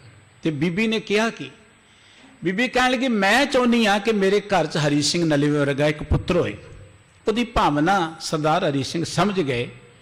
ਤੇ ਜਿਹੜੀ ਗੱਲ ਸਰਦਾਰ ਹਰੀ ਸਿੰਘ ਨਲਵੇ ਨੇ ਕਹੀ, ਸਿੱਖੀ ਦਾ ਕਿਰਦਾਰ ਕਿੱਡਾ ਵੱਡਾ ਹੈ। ਸਿੱਖੀ ਜੇ ਜਿਉਂਦੀ ਤੇ ਕਿਰਦਾਰ ਦੇ ਸਿਰ ਤੇ ਜਿਉਂਦੀ, ਕੱਪੜਿਆਂ ਦੇ ਸਿਰ ਤੇ ਨਹੀਂ ਜਿਉਂਦੀ, ਕਿਸੇ ਧਨ ਦੇ ਸਿਰ ਤੇ ਨਹੀਂ ਜਿਉਂਦੀ, ਕਿਸੇ ਕਿਲੇ ਦੇ ਸਿਰ ਤੇ ਨਹੀਂ ਜਿਉਂਦੀ। ਸਰਦਾਰ ਹਰੀ ਸਿੰਘ ਨੇ ਕਿਹਾ ਤੈਨੂੰ ਪੁੱਤਰ ਚਾਹੀਦਾ, ਹਰੀ ਸੇ ਨਲਵਾ ਤੇ ਇੱਕੋ ਹੀ ਹੈ ਜਿਹੜਾ ਰੱਬ ਨੇ ਬਣਾ ਦਿੱਤਾ, ਹੋਰ ਕੋਈ ਨਹੀਂ ਹਰੀ ਸੇ ਨਲਵੇ ਵਰਗਾ। ਤੈਨੂੰ ਪੁੱਤਰ ਚਾਹੀਦਾ, ਅੱਜ ਤੋਂ ਤੂੰ ਮੇਰੀ ਮਾਂ, ਮੈਂ ਤੇਰਾ ਪੁੱਤਰ, ਤੈਨੂੰ ਪੁੱਤਰ ਮਿਲ ਗਿਆ, ਮੈਨੂੰ ਮਾਂ ਮਿਲ ਗਈ, ਹੋਰ ਕੀ ਚਾਹੀਦਾ। ਤੇ ਉਸ ਬੀਬੀ ਨੇ ਇੱਕ ਗੱਲ ਕਹੀ ਸੀ ਜਿਹੜੀ ਯਾਦ ਰੱਖਣ ਵਾਲੀ, ਮੈਨੂੰ ਹੁਣ ਪਤਾ ਲੱਗਾ ਕਿ ਸਿੱਖਾਂ ਦੀਆਂ ਜਿੱਤਾਂ ਦਾ ਕਾਰਨ ਕੀ ਹੈ। ਇਹ ਕਿਲਿਆਂ ਨਾਲ ਨਹੀਂ ਜਿੱਤਦੇ, ਇਹ ਫੌਜਾਂ ਤੇ ਹਥਿਆਰਾਂ ਨਾਲ ਨਹੀਂ ਜਿੱਤਦੇ, ਇਹ ਜਿੱਤਦੇ ਨੇ ਆਪਣੇ ਕਿਰਦਾਰ ਦੇ ਨਾਲ। ਸਾਡੇ ਗੁਰੂ ਨੇ ਕਿਹਾ ਸੀ ਹਮ ਲੈ ਜਾਣੋ ਪੰਥ ਉਚੇਰੋ। ਸਾਡੇ ਗੁਰੂ ਨੇ ਕਿਹਾ ਸੀ ਜਿੰਨਾ ਚਿਰ ਸਿੱਖ ਦਾ ਕਿਰਦਾਰ ਹੈ ਉਹਨਾਂ ਚਿਰ ਹੀ ਸਿੱਖ ਹੈ, ਰਹਿਣੀ ਰਹੇ ਸੋਈ ਸਿੱਖ ਮੇਰਾ ਉਹ ਸਾਹਿਬ, ਮੈਂ ਉਸਕਾ ਚਿਰ ਰਹਿਤ ਬਿਨਾ ਨੇ ਸਿੱਖ ਕਹਾਵੇ, ਰਹਿਤ ਬਿਨਾ ਦਰ ਚੋਟਾਂ ਖਾਵੇ। ਜੇ ਕਿਰਦਾਰ ਨਹੀਂ ਤੇ ਉਹ ਸਿੱਖ ਨਹੀਂ ਖਵਾ ਸਕਦਾ।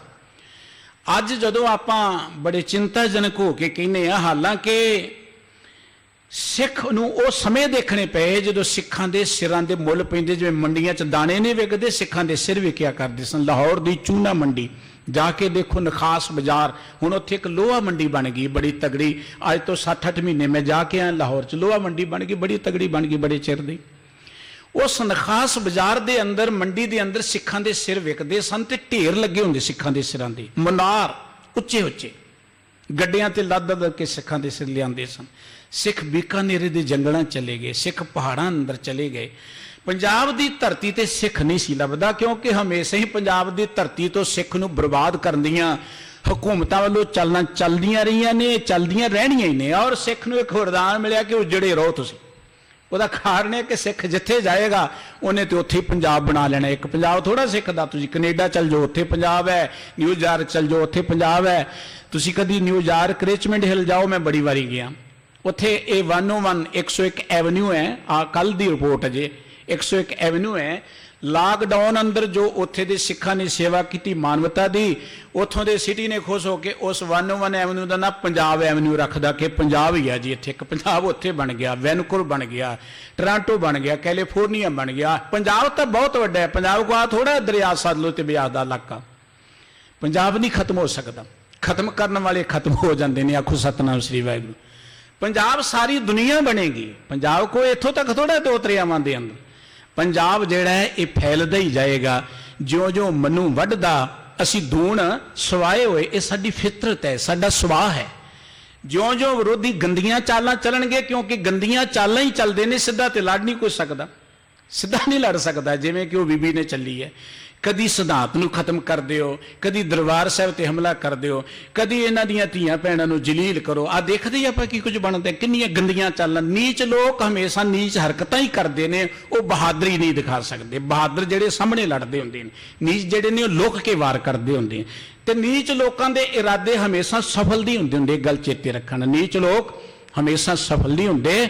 ਗੁਰੂ ਨੇ ਪੰਥ ਦੀ ਨੀਂਹ ਏਡੀ ਵੱਡੀ ਰੱਖੀ ਹੈ। ਭਾਈ ਸੱਤਾ ਤੇ ਬਲਵੰਡ ਗੁਰੂ ਨਾਨਕ ਸਾਹਿਬ ਜੀ ਦੀ ਜਿਹੜੀ ਵਿਚਾਰਧਾਰਾ ਹੈ ਅਕਾਲ ਪੁਰਖ ਦੇ ਇਸ ਰਾਜ ਦੇ ਪ੍ਰਤੀ, ਉਹ ਪਤਾ ਕੀ ਹੈ, ਨਾਨਕ ਰਾਜ ਚਲਾਇਆ ਸੱਚ ਕੋਟ ਸਤਾਣੀ ਨੀਮ ਦੇ। ਗੁਰੂ ਨਾਨਕ ਸਾਹਿਬ ਜੀ ਨੇ ਬੜੀਆਂ ਡੂੰਘੀਆਂ ਨੀਵਾਂ ਸੱਚ ਤੇ ਰੱਖੀਆਂ ਹੋਈਆਂ ਨੇ। ਸੱਚ ਤੇ ਰੇਤ ਦੀਆਂ ਨੀਹਾਂ ਨਹੀਂ ਹੈ ਜਿਹੜੀਆਂ ਕਿ ਐਵੇਂ ਟੱਕਰਾਂ ਮਾਰਿਆਂ ਟੁੱਟ ਜਾਣ, ਇਹ ਸੱਚ ਤੇ ਨੀਹਾਂ ਨੇ।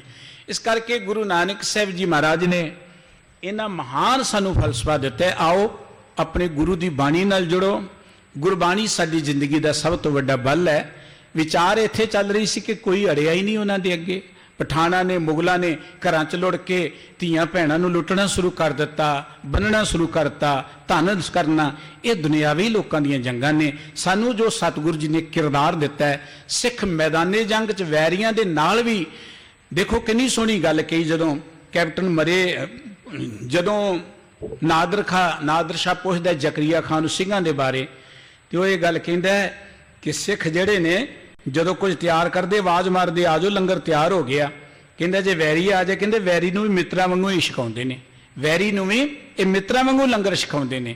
ਜੇ ਜ਼ਕਰੀਆ ਖਾਨ ਨੇ ਕਿਹਾ ਜੇ ਇਹੋ ਜਿਹੇ ਨੇ ਤੇ ਇਹਨਾਂ ਨੂੰ ਤੁਸੀਂ ਖਤਮ ਨਹੀਂ ਕਰ ਸਕਦੇ। ਆਓ ਆਪਣੇ ਗੁਰੂ ਦੇ ਦਿੱਤੇ ਮਾਰਗ ਤੇ ਚੱਲੀਏ, ਗੁਰੂ ਦੀ ਬਾਣੀ ਨਾਲ ਜੁੜੀਏ, ਗੁਰੂ ਦੀ ਦਿੱਤੀ ਰਹੁ ਰੀਤ ਨਾਲ ਜੁੜੀਏ। ਜਿੰਨਾ ਚਿਰ ਗੁਰੂ ਦੀ ਰਹੁ ਰੀਤ ਨਾਲ ਜੁੜ ਕੇ ਗੁਰੂ ਦੇ ਨਿਰਾਲੇਪਨ ਨੂੰ ਸਾਂਭੀ ਰੱਖੋਗੇ, ਜਬ ਲਗ ਖਾਲਸਾ ਰਹੇ ਨਿਆਰਾ, ਤਬ ਲਗ ਤੇਜ ਦਿਓ ਮੈਂ ਸਾਰਾ, ਜਬ ਗਹਿ ਵਿਪਰਨ ਕੀ ਰੀਤ ਮੈਂ ਨਾ ਕਰੂੰ ਇਨਕੀ ਪ੍ਰਤੀਤ। ਇਹ ਸਤਿਗੁਰੂ ਦੇ ਬਚਨ ਨੇ। ਭੁੱਲ ਚੁੱਕ ਦੀ ਖਿਮਾ ਕਰਨੀ। ਪਿਆਰ ਸਹਿਤ ਬੁਲਾਓ ਜੀ। ਵਾਹਿਗੁਰੂ ਜੀ ਕਾ ਖਾਲਸਾ, ਵਾਹਿਗੁਰੂ ਜੀ ਕੀ ਫਤਿਹ।